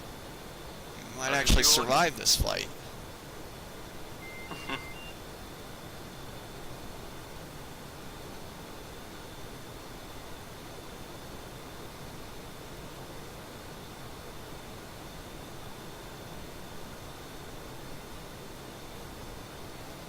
Darn, I probably messed up. Yeah, and darn, I probably kicked a rat. Oh man. Right? Oops. Man, I'm a jerk. Brad is probably like, what the hell, man? Come on. That's one of the things too that I try to do is watch the TAC view afterwards, you know, to see like what I did wrong and what I did right, you know, and everything. Yeah. There's a lot of people that will probably just start dropping the. Dang though, I feel like an ass anyways though for being wrong anyways, but yeah, a lot of people might just start dropping the band hammer and just assume they were right the whole time. But yeah, appreciate you cluing me in though. No problem.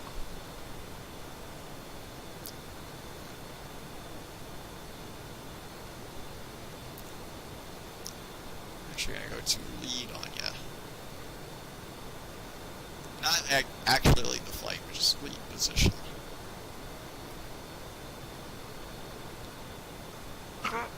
I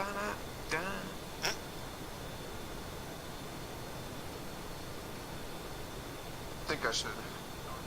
Choir. What's up? I'm gonna go join a choir. My vocals are amazing. That sounds like a very undoubtedly just like I don't know. like oh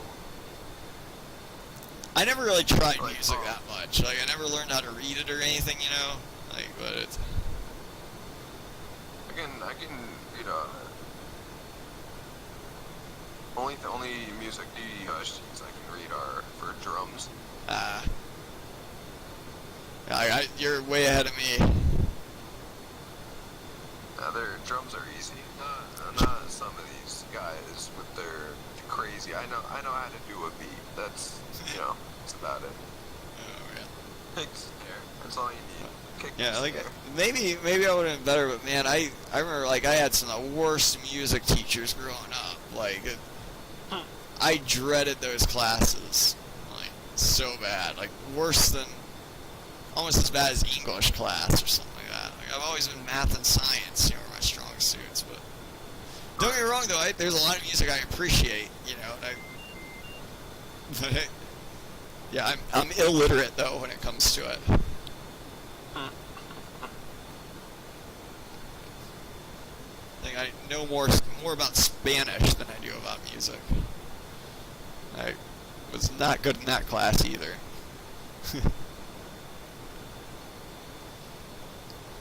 I went back to lineup rest for now.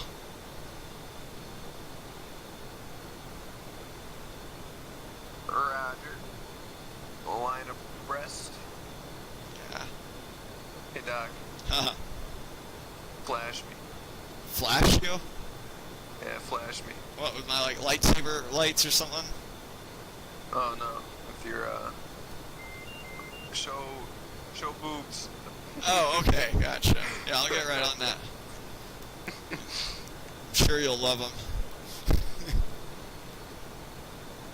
Oh yeah.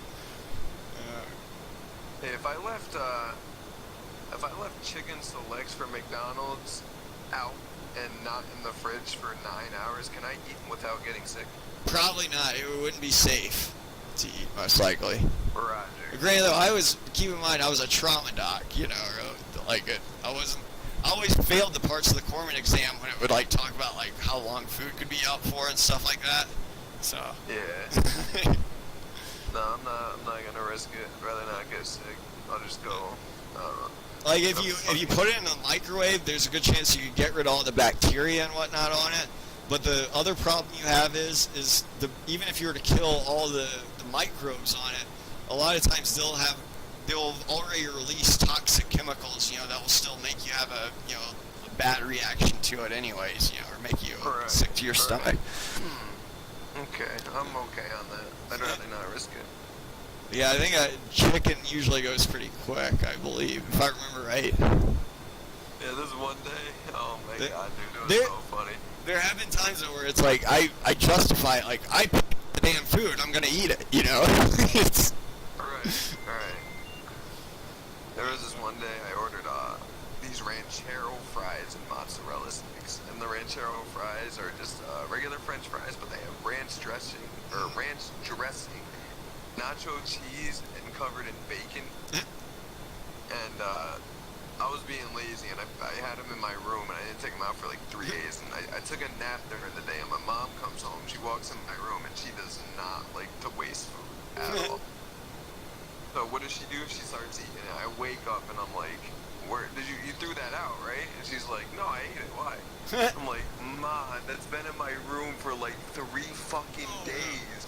She was probably okay though. Like, believe it or not, like most of the time, like there is a risk associated with it, but a lot of times your stomach acid will get rid of. She didn't even get sick. Yeah. So, and she goes, "Yeah, they tasted fine." And I'm like, "Yeah, bullshit. They tasted fine."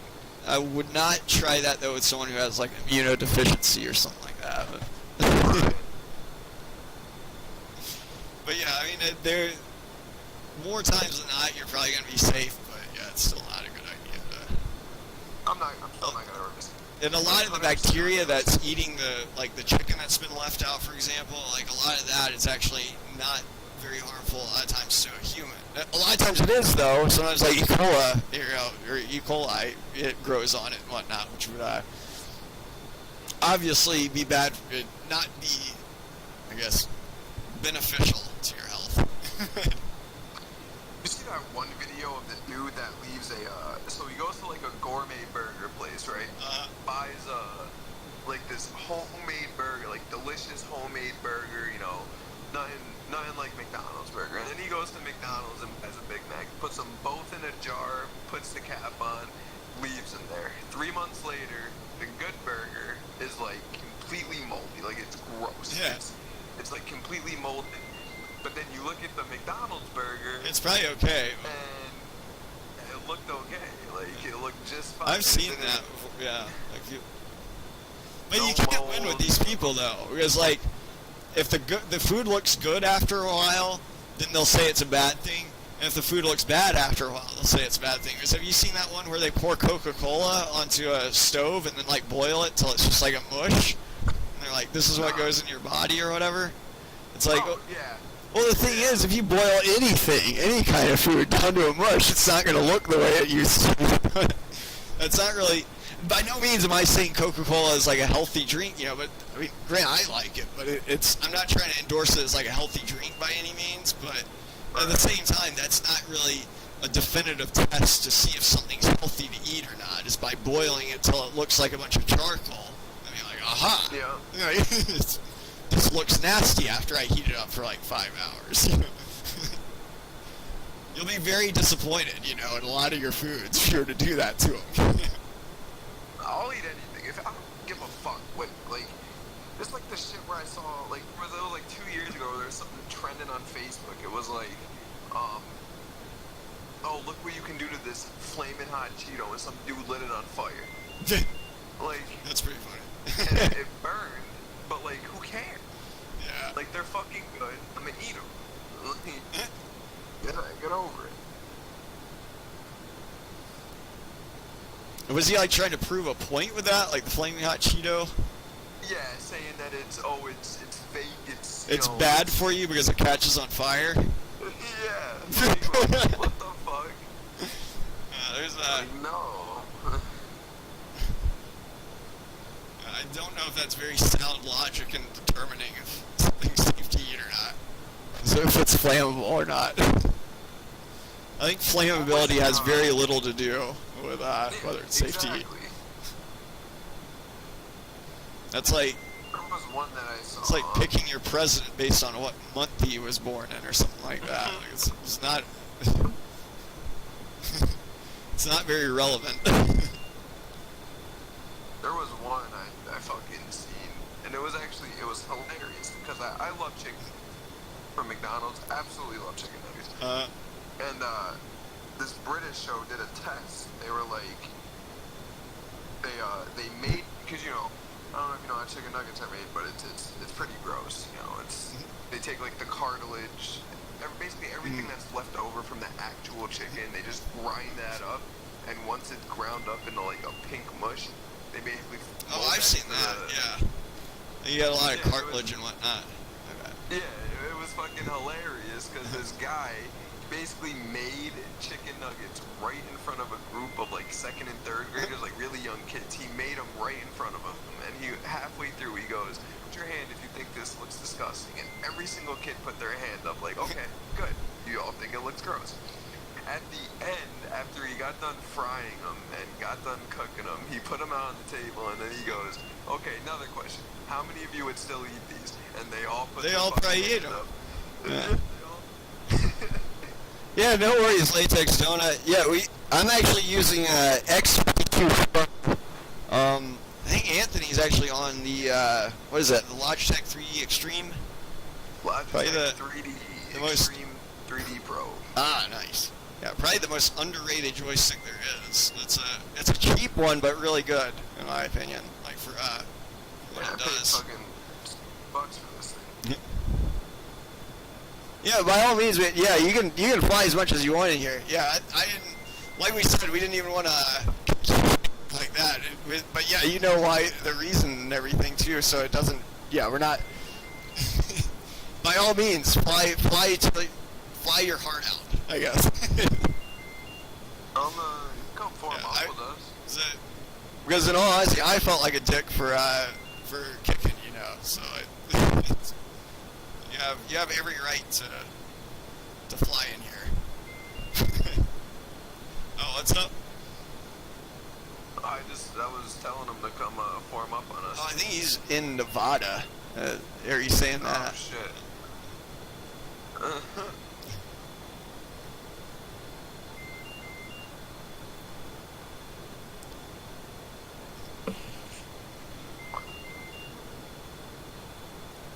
Somewhere in Nevada. Cool. 5.9 right now. 3,000 pounds estimated when I get to waypoint 0. We should have or almost be in range of the ship though by now. Yeah, Attacking. I do not have it yet. How do you uncage your HUD? Oh man, it's that switch. So the wind doesn't take it?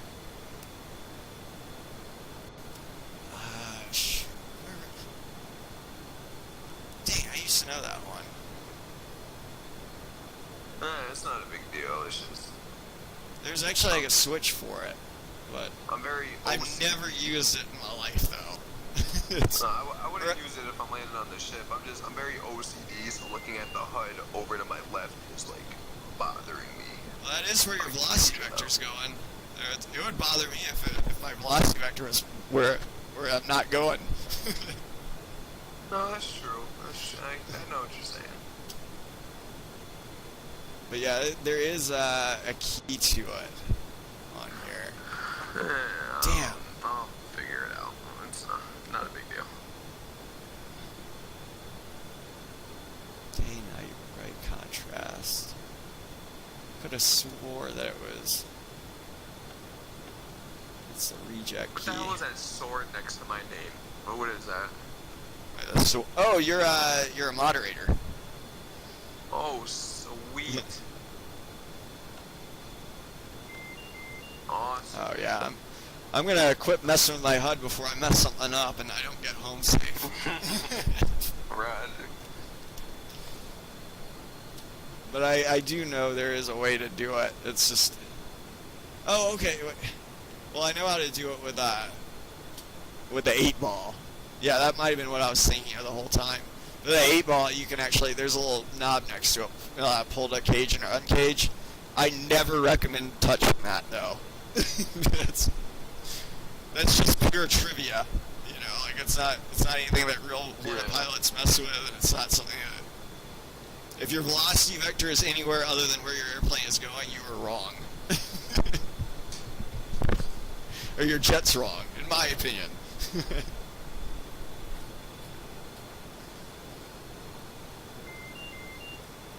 The only time where I could see it would be useful is maybe if it was such a redonkulous crosswind, you know, that it had totally blown your HUD off. Yeah. But if that's the case, 130 knot crosswind. yeah, that, Bullshit. yeah, it's, Not that you can go flying in that, but yeah. Oh yeah, that's a Q thing. I don't want to mess with that. You got your flares. And whatever you do, don't ever touch this. The camera, HUD camera. don't ever what? Oh, Never yeah, touch don't that ever- because I know that was I know. extreme pain to get back. Pretty much have to reformat your whole computer. No, you don't. You have to like go to Best Buy and like refinance a whole new one. You have to like change your social security number. You have to That's how to get a new complicated birth it is. certificate and everything. You have to start all the way over. Go back through elementary school, middle school, and high school, college. Take your classes, and then maybe your HUD camera will be back. Maybe, just maybe, Doc. Don't get ahead of yourself.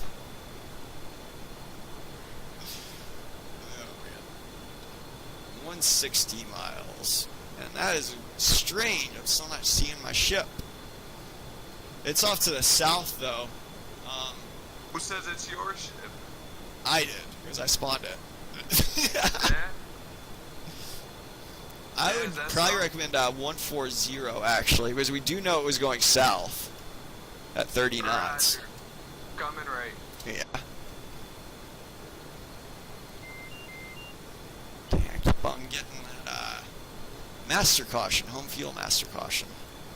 But I am going to switch on over to full-blown night vision. There we go. On my webcam. Rolling out the bank. Yeah. That will give us a good immersion, I guess, for night setting. You know I'm going to totally forget about that one of these night flights. Or most of them, probably. Do they? Change your name, sell your home. Is that an option in the OBS, like, to get a fucking fighter jet's DDI? No, I imported that from that's actually the middle screen, I think. Yeah, it's the middle DDI screen. Except it's just missing the knobs, but that came from the Superbugs aircraft folder. And I just imported that into OBS and then overlapped the camera on top of that.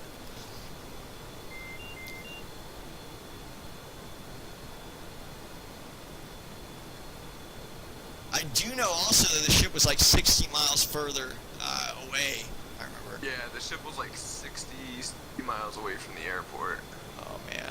You want me to come right a little bit more? That'd be advantageous. Actually, I'm going to have to hang back a little bit because I'm not going to have enough gas to hang with you. No, you're good. No worries. Send you a departing flare. Yeah. Whoops. 140, I need to go. There we go. So how much does a single flare cost? Like a single countermeasure flare? How much? Probably depends on what quantity they're buying them in. But I wouldn't imagine more than like $20 or so. Actually, it might be more expensive just because I know the American ones, they have to burn at a very specific temperature and whatnot. Like there's actually a lot of science that goes into them to like try to confuse missiles, you know. Crossing your wake right now. Excuse me. Wow. Yeah, the only reason I asked that is because I was watching this YouTube video between a F-15 pilot and this girl or this woman drogue operator, and she's like, it was hilarious that she was like, there, you know, funny conversation with the F-15 pilot. She was like, Starbucks or Dunkin' Donuts, and the guy goes Starbucks, and then the girl was like, yes. And then he popped the flare at the That's end, like, as soon as he was sure leaving. they're Air Force. they were leaving, and someone in the comments said, "Oh, I like that goodbye flare you popped at the end," and then someone commented on that and said, "Oh, it's standard issue," or that it was like required or something that they pop a flare when they're leaving the tanker, but and then he goes, "Yeah, that's a good waste of the taxpayer dollars." And then one guy goes, "How much are they to make them?" One guy said $128 for one. That might be true. Yeah, but this other guy comes out of nowhere and says $1,200 for one, and I'm like, Oh, I don't think that's true. Just because in Strike Fireball videos, they're popping them off like it's going out of style, Right. Just though, it's like a waste of a month's worth of work for me. Like, if that's. Granted, whenever they fly them, it is insanely expensive. But I don't think it's going to be over $1,000 per flare. That would surprise me if it was.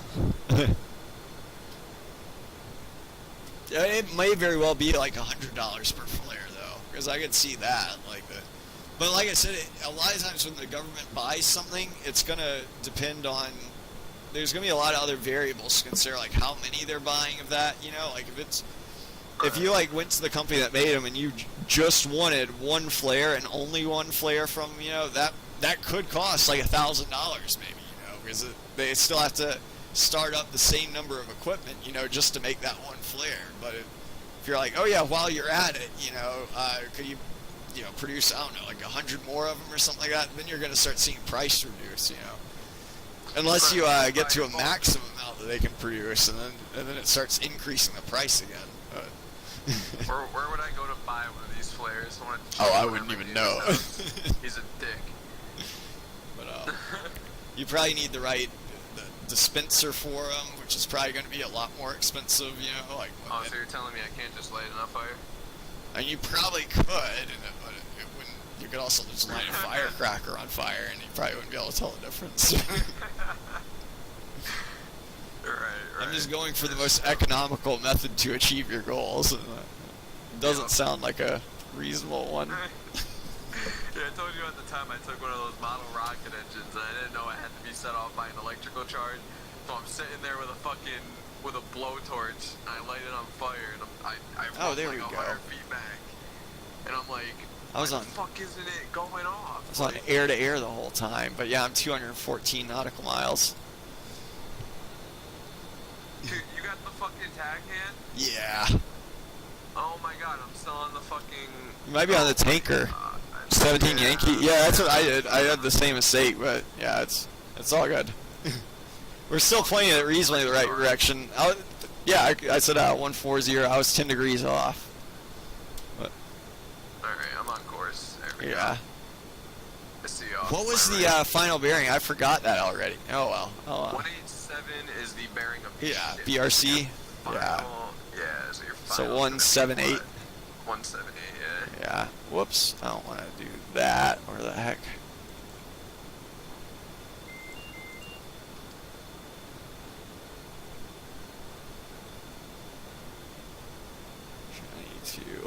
Once I level out, I'll plug that in. 178.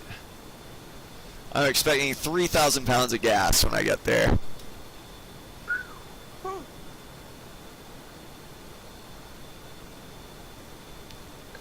204. 204. Yeah. Expecting 4,500. Current state is 7,000. Which is Nice. I'm 4.4. not right at all. Wait, what are you looking at? Or 4,500. I could be maximizing that for a lot more. yeah. There we go. There's 6,000. There we go. Added a little bit more power. Little more power. I am going to actually come slightly back. Actually, no. I'll just keep on flying my current course. But I'm eventually going to do a left turn for lineup.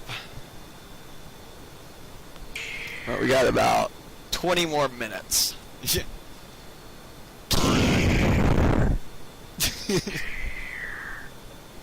like fucking Freddy from Nightmare on Elm Street. Shit.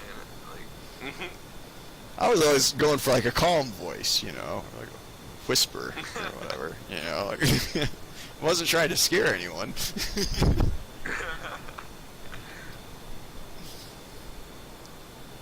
Here, go for who's that dude that's like, oh, I forgot his name. He's like, surprise, motherfucker. Who is that? Oh, I've definitely heard that meme before, but I just don't know who does it. I love. I seen a meme. It was like, surprise, motherfucker. Surprise, motherfucker. Like, oh god. I don't know, my This is jettison an station still selected. This is an NSFW stream. Shoot. I'm gonna reset my bingo to 2.5 for right now. Roger.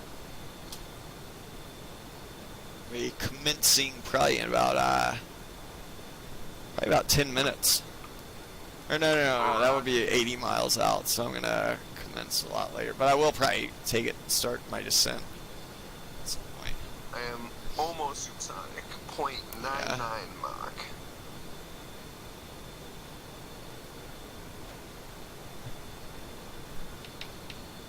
.98 here. What's your distance to the ship? 183. Yeah, you're about 2 miles ahead of me. I see you over there. Actually, it's safe enough right now, since we're near Korea. I just went Christmas tree. Did you? Yeah. Oh yeah. Remember, not your L key though. You always want to use the No. I actual know. switches. I got it, Doc. Don't you worry.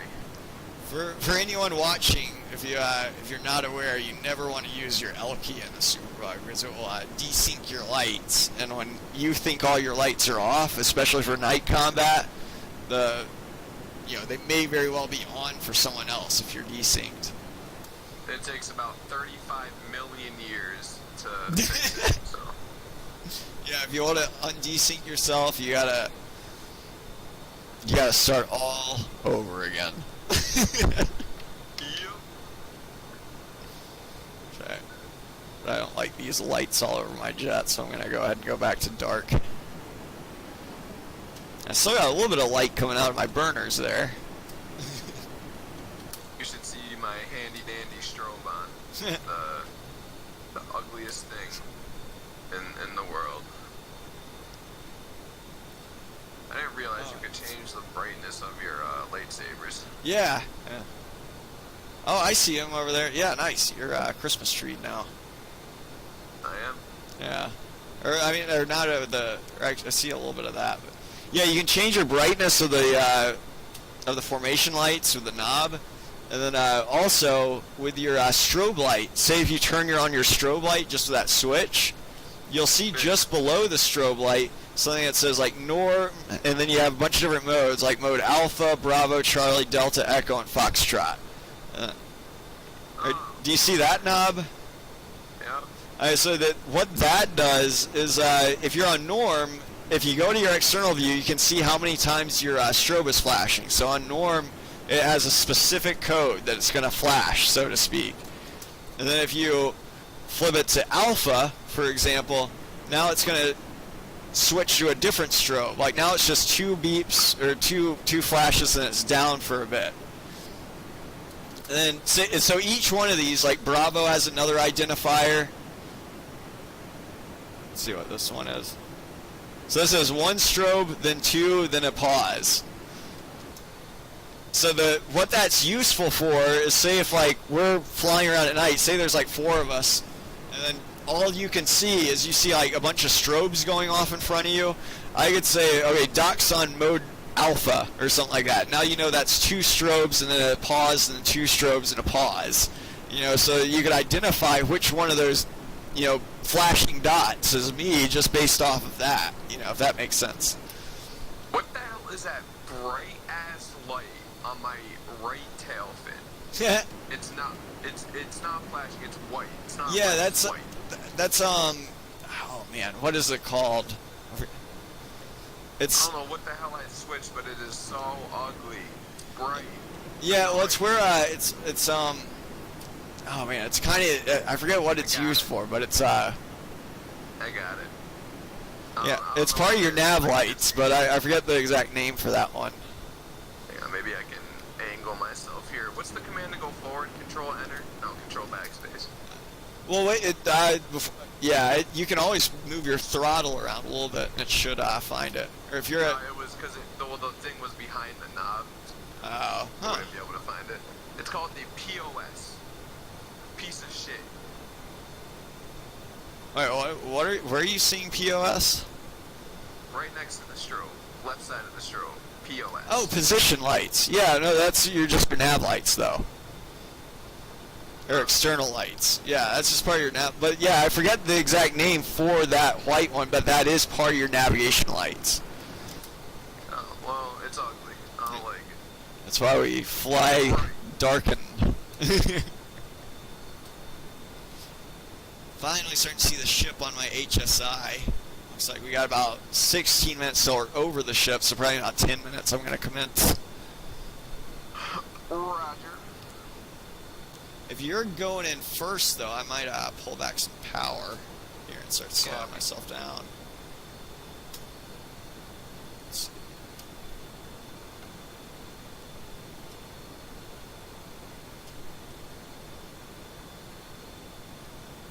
Actually, no, I need to hold on to... yeah, I do need to hold on to actually minimum burners, because that is what's most fuel efficient. Roger, yeah, you're good. I'm actually a step right above minimum. Yeah.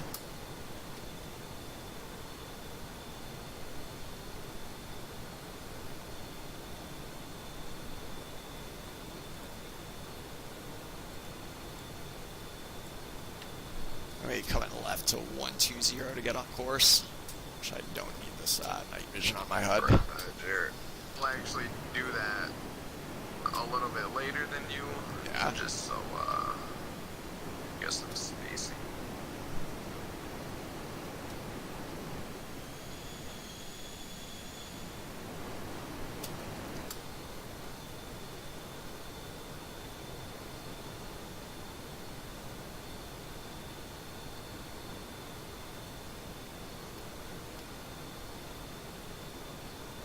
And I'll go a couple tack in here in a minute. Roger, Dodger. And I don't need this SMS anymore. So we got that, and once I get to 80 miles... Oh, actually, no, we already got the BRC. Golly, what am I doing? Come on, Doc, get it together.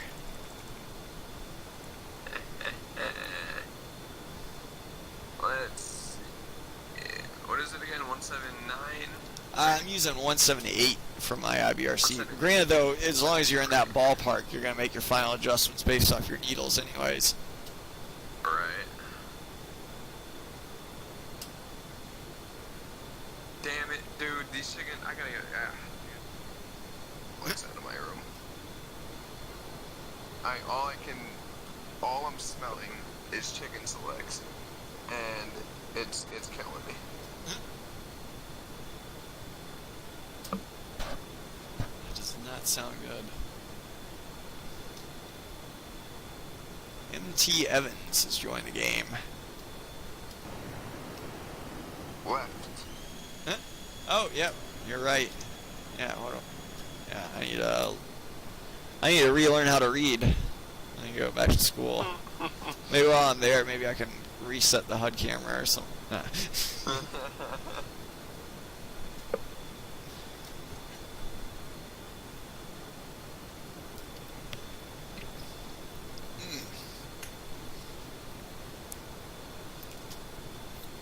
am 120 miles out now. Roger. I am 109. Yeah? Oh yeah, I need to get rid of some of these SAM sites.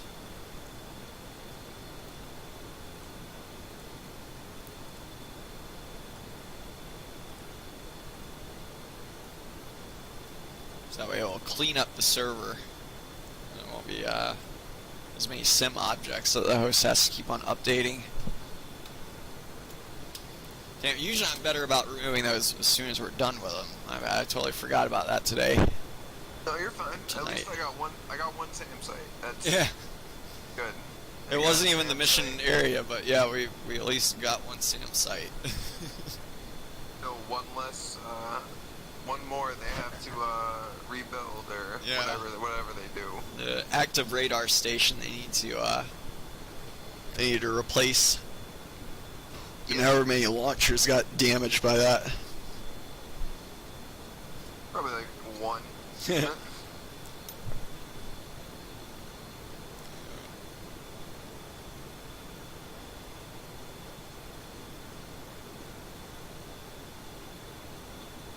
Yeah, that's actually something I try to do.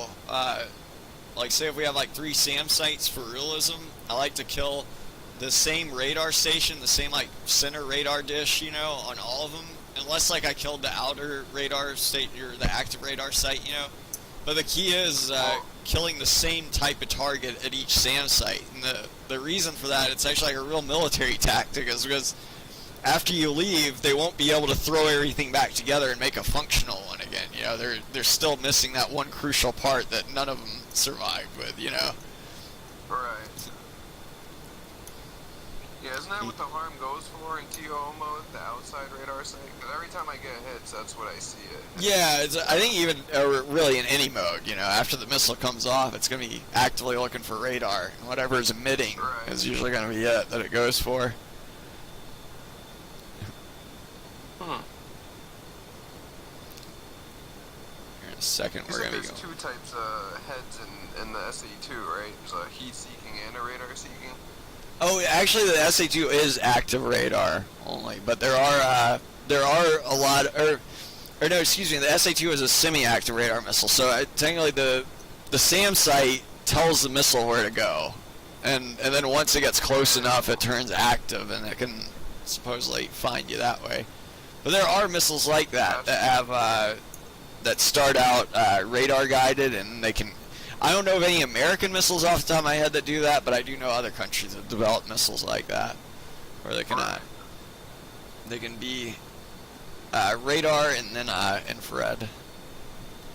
Now like for example, our AIM-9X and like our Stingers and whatnot, the latest generation of Stinger missiles, they do in fact have 2 seeker heads in their head, and but they're not radar guided at all. They're the reason they put 2 there is one of them has looks in the infrared wavelengths of light, and then the other one looks in UV wavelengths of light. So even if you can decoy, you know, something with a flare, ideally the UV sensor should not be decoyed. You know, if that makes sense. Right. That's the way our plan works. But not all, you know, best laid plans of mice and men. But no, like for example, like the thing that comes in my head immediately though is that Syrian flanker, or the Sukhoi that the Superhornet shot down recently. Apparently that was an AIM-9X missile that did have that capability, but for some reason the flares were able to decoy that missile. But wondering if Raytheon stock went down after that.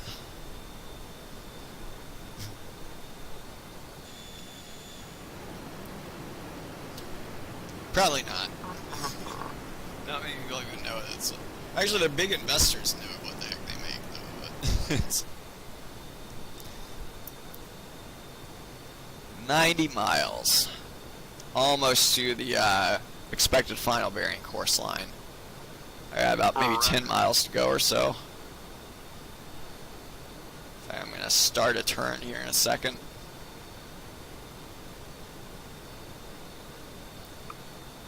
Man, I am running on fumes. All right, I got that fuel low master caution. Are they good fumes? Oh man.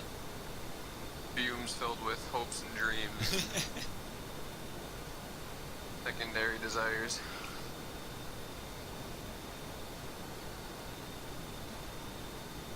Do I? I'm thinking that the No. huh. No, nothing. I'm just digging my head at a realization over here. Something that's going to prevent you from getting aboard? No, some for tomorrow. It's gonna prevent me from doing something else.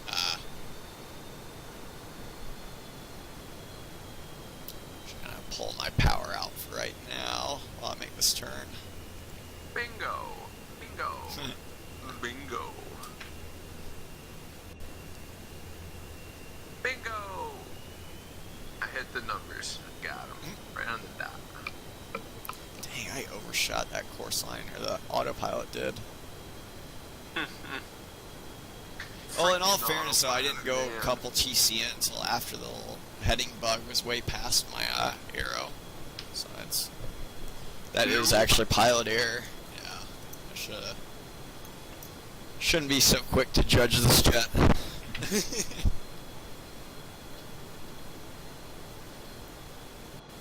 Yeah, it looks like it's able to catch it though here in a second.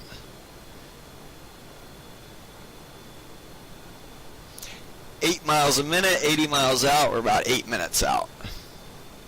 Roger, I am 38 miles out. About 5 minutes from commencing. I'm going to go ahead and start my timer.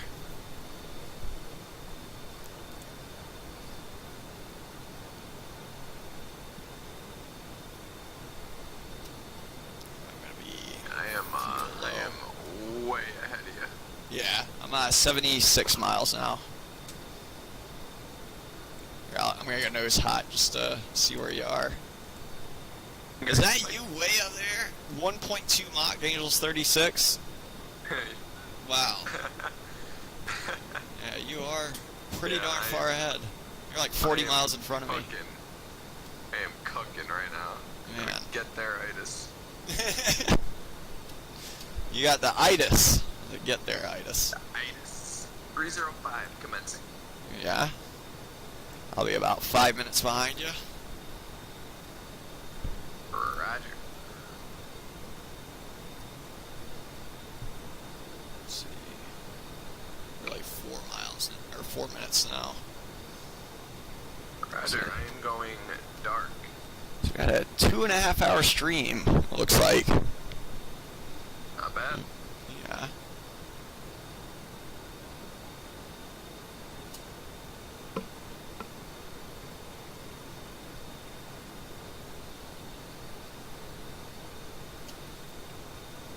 Let's see, 3.3 fuel state. 4.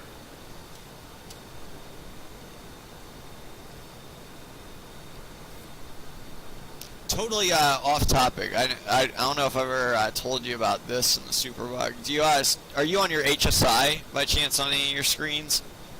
Yes. You see up at the very top row how it says MK1?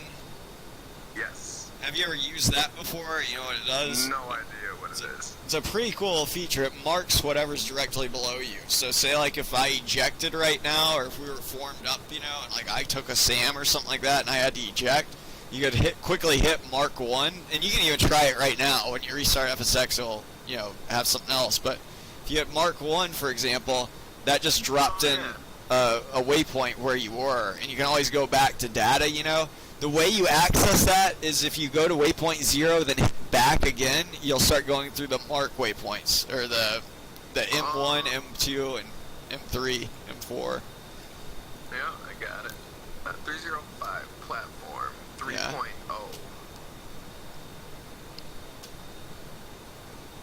There's 20 miles hooked down. I'll try to remember that.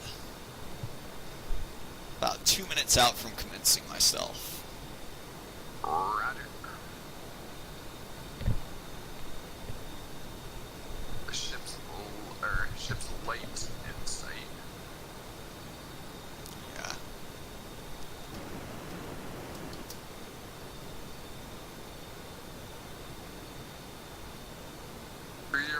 Needles and whatever the hell else you're supposed to say. 10 miles, it would just be, you're essentially looking at your velocity vector and how it relates to the needles. Like, if you see the glide slope above you, you're going to say fly up. If you see the center line to the right of you, you'll say fly right. Oh, okay. Fly left, fly up. Nice. Okay. In real life, you would hear like the ship say either they concur or they don't concur. Usually, they're going to say, you know, like Talon 305 concur, which means that they're showing the same on their end.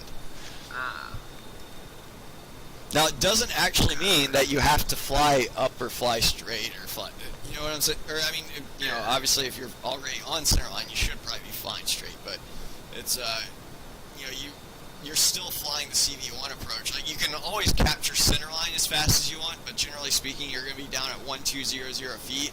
Even if you call fly up, I'm going to continue to descend to 1200 feet and ride that until I hit the glide slope at 3.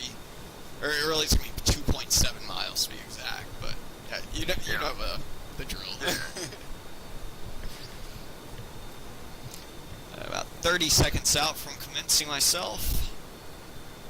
Roger.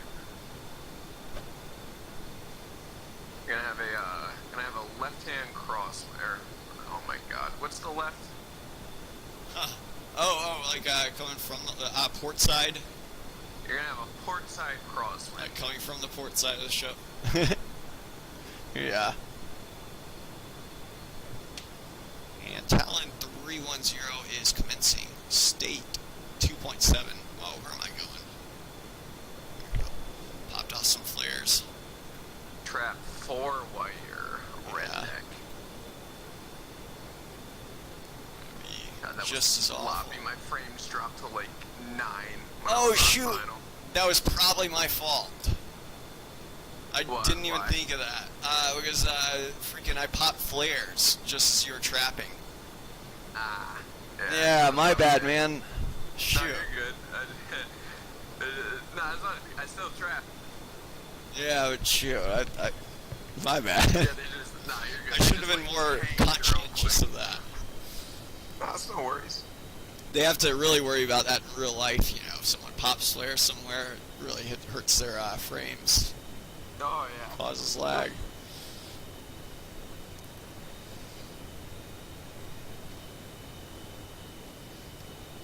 Let's see if I can get there without running out of gas.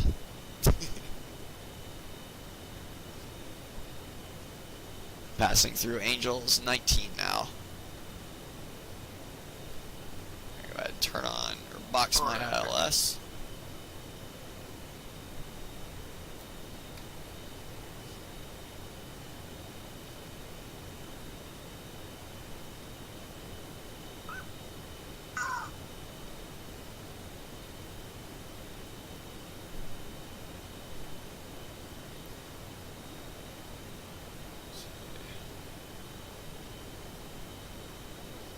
What? 21.5 miles is close enough for government work. 310 hooked down.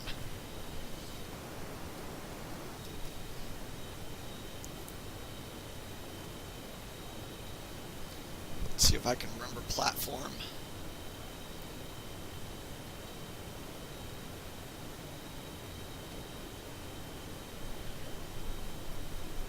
Passing through Angels 10 now.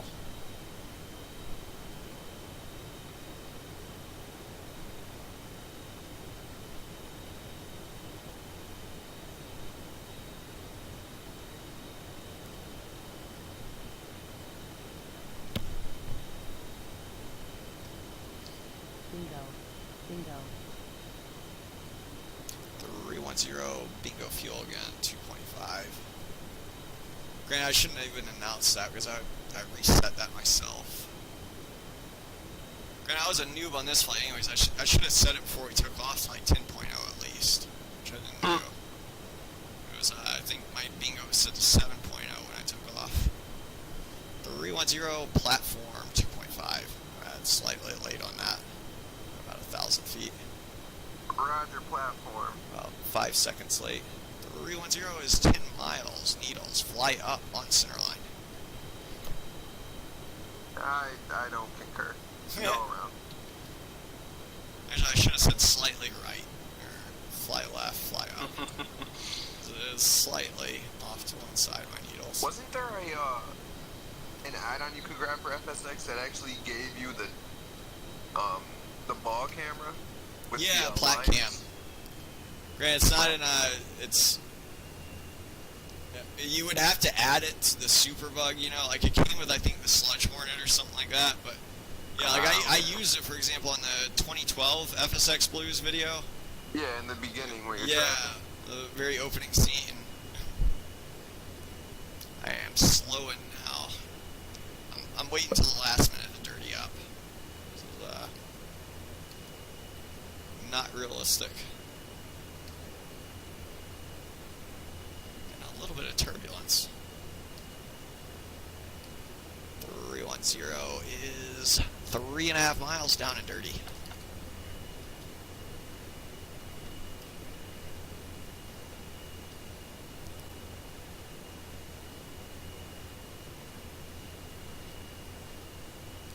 And I'm at glide slope now. I need to come right for lineup. Way right. I'm way too far left. Actually, no, I don't even see the ball yet. Watching this video, these two dudes are trying to pass this guy on a road in on a double yellow, and the guy's not letting them, because, you know, they're being dickhead bikers. And the kid, one of the comments says, Damn, I can barely see this. Fuck did it go? You're right, man. This is insane crosswind. Fuel low. 310 fuel low. 310 is 1 mile. Rhino ball, 2.3 manual. Roger ball. Looking like 41 knots, gusting to 43 knots over the deck Appreciate it. with a port side crosswind. Yeah, I'm having to put my velocity vector way off to one side. Yep. I would probably steered the ship into a more appropriate direction.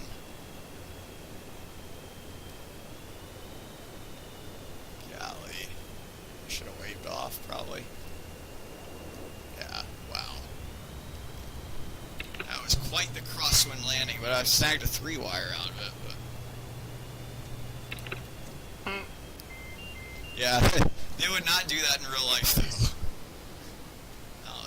Or they would have pointed the ship into a more appropriate direction, you know? Like they like to have the deck going straight across the wind going straight across the deck, you know? Right. Obviously they can turn the airport to whatever way they want to, so they usually don't like to have like a nasty crosswind, especially for a landing area that small. Yeah, that was a nasty trap. But granted, I got the 3-wire out of it, but man, like it was not a normal trap. Way high, getting blown around, all sorts of crap. Yeah, look at that, how much it's gusting around. Yeah. Jumping from 11 to 13, 15. Oh shoot, Little Light Marauder's still in. I don't want to kill the server if he's still flying.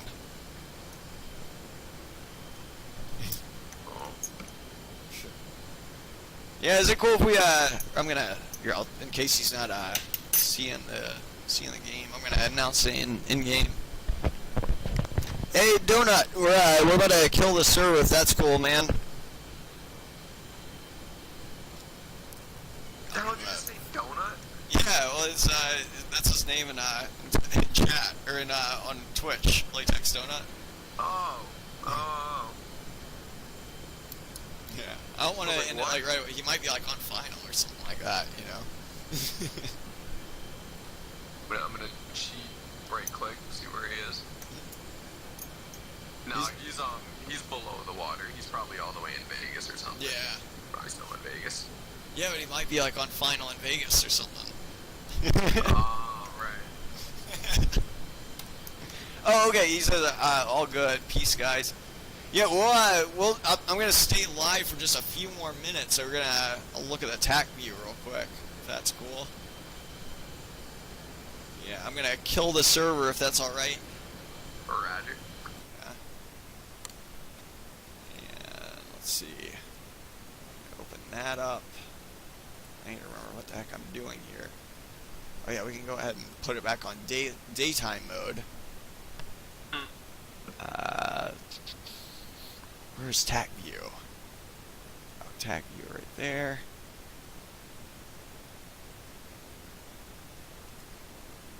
Let's see.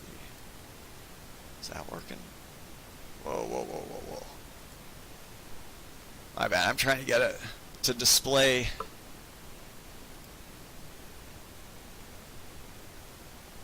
Huh. Let's see.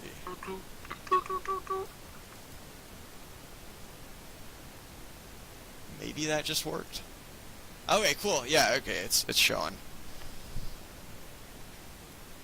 Taking forever on your stream to update the tag view.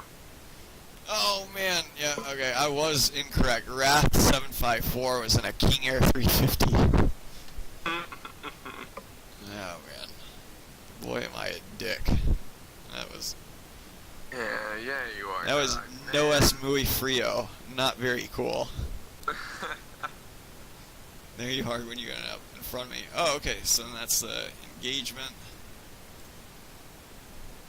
Let's see. I'm wondering what happened though after that one. Because it wasn't that. Ah, okay. So it must be that one.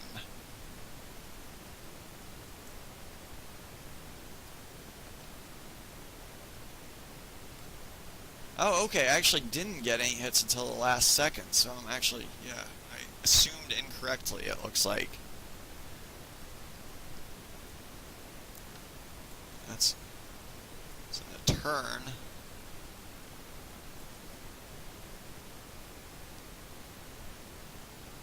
What are those marks on the tag view? Like those Oh, blue that's marks? like when something happens to the sim object that you're like watching, you know, if that makes sense. Oh, okay.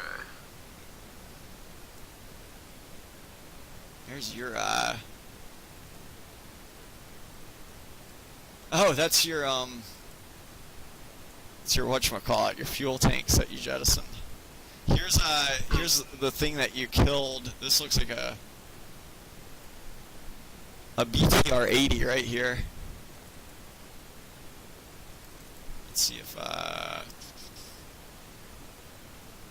wait, yeah, okay, shoot, it doesn't let me watch its whole flight path. I guess yeah, because it was probably the desync issues that we were seeing. Yeah. Which, in all fairness, now that I think about it, I bet Donut got ripped off. Let's see. Because he probably saw my jet up in front of him. I bet or he saw either mine or yours. I bet, and that's what he was probably shooting at for a second. So let's see, that's the first engagement. And the second one.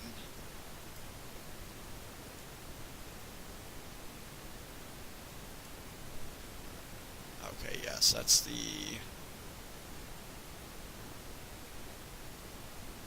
Yeah, so he was going up into the air, and then he, yeah, that's when I said he was, like, still shooting at, up in the air, I guess, because it says over here. Yeah. Maybe that isn't, I don't know, well... Yeah, see how he just shot up into the air, like, at nothing in particular? I bet that's because he saw a sim object up there that was, not, that was not synced correctly. Tag View is a free program. You can Yeah. download it. Yeah, if you don't have TAC View, if you just Google TAC View, you actually already have the file from that sortie. If you want to look at it, it's going to be in your in the FSX root folder, modules, VRS TAC Pack, and TAC View. But by default, the TAC Pack should record your last 10 flights, even if you don't have the program yet. Like if you were to download the program, you should still be able to see it. Oh, he did hit this. Who is that he hit? He did. Hit me. That missile hit someone. Let's see who that was. Wasn't me. I was still. Oh, flying. he shot Wrath in the King Air. So maybe that was slightly realistic. So I'll use that as my excuse for kicking him, to just obey realism, because he was killed. He was killed. Yes. Yeah, he had been killed by Donut. That's a kill, Donut. What's that plane that they use as the King Air in the Navy? Oh, the RC-12 or the Army. RC-12. Yeah. Man, so on the way back, I had a pitiful trap. Oh wait, one sec. I want to see one other thing real quick. How close do those missiles come?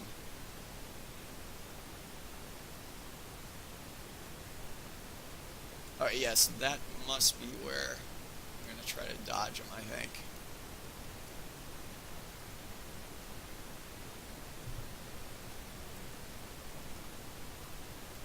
Let's see, yeah, there's two AIM-120s in there, right there.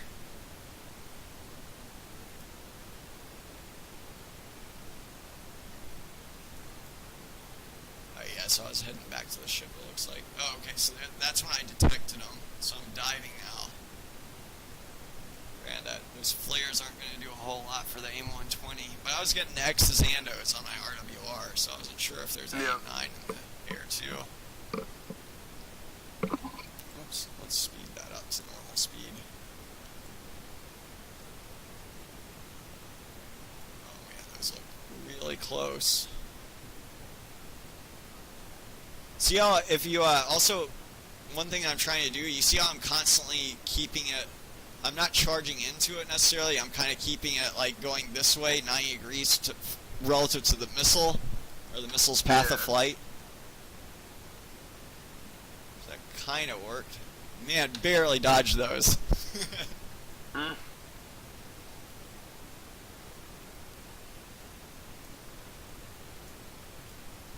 Oh, and then there you are. Looks like.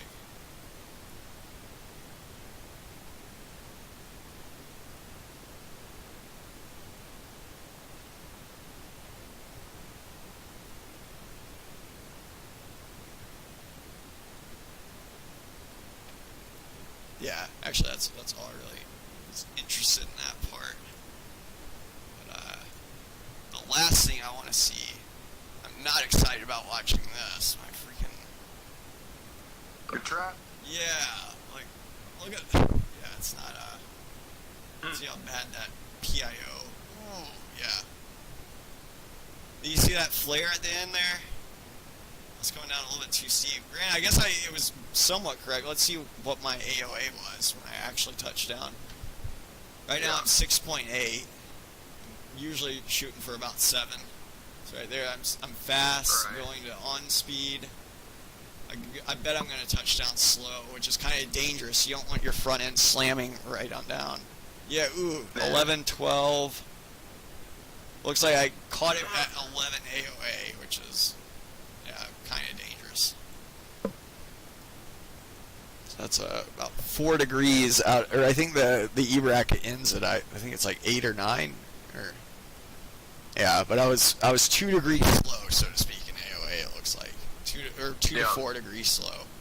Granted, though, I think that's acceptable just because of the freaking conditions. I mean, if you're flying in, like it was a redonkulous crosswind, and I was getting blown. Like it was not a steady approach. Like it was going from like 11 to 16 knots. But oh man, yeah, I think I'm gonna call it a stream here. Appreciate anyone tuning in. Oh, let me catch back up on chat. Sure. Well, hey, thanks for playing, Donut Man. That was fun. Yeah, that was like we said, a lot of times, like as a general rule, we'll do some dogfights, but sometimes we kick just because we won't have the fuel to continue a fight, if that makes sense. But it wasn't anything like bad because you had no idea, you know. But yeah, we appreciate it. Hats off to you, man, for trying. And, but yeah, that was definitely some fun we had there, and we should be back up tomorrow. I think, what do we got planned tomorrow? I think it's the IMC conditions. So we'll probably be looking at less than a mile of visibility. Yeah, that's what it's going to be Thursday IMC day. It won't be 1/16th mile. It will be like, we'll do at least half a mile. Okay, that's fine. Yeah, but it will be mostly instrument strike. Roger. Oh man. But yeah, I appreciate anyone tuning in. We're gonna call it a stream here, I think. But let's see. Yeah, until next time. Is there anything I'm forgetting? No? Oh, yeah. I don't think so. If I did, I'll tell you about next stream. That'll be a good incentive to tune in, I guess. Right? Right, it will. Oh man, but yeah, thanks for the good time, Donut, and thanks for anyone else who's watching. And we will be back up tomorrow. And until next time, happy flying. And we are off the air with audio. Not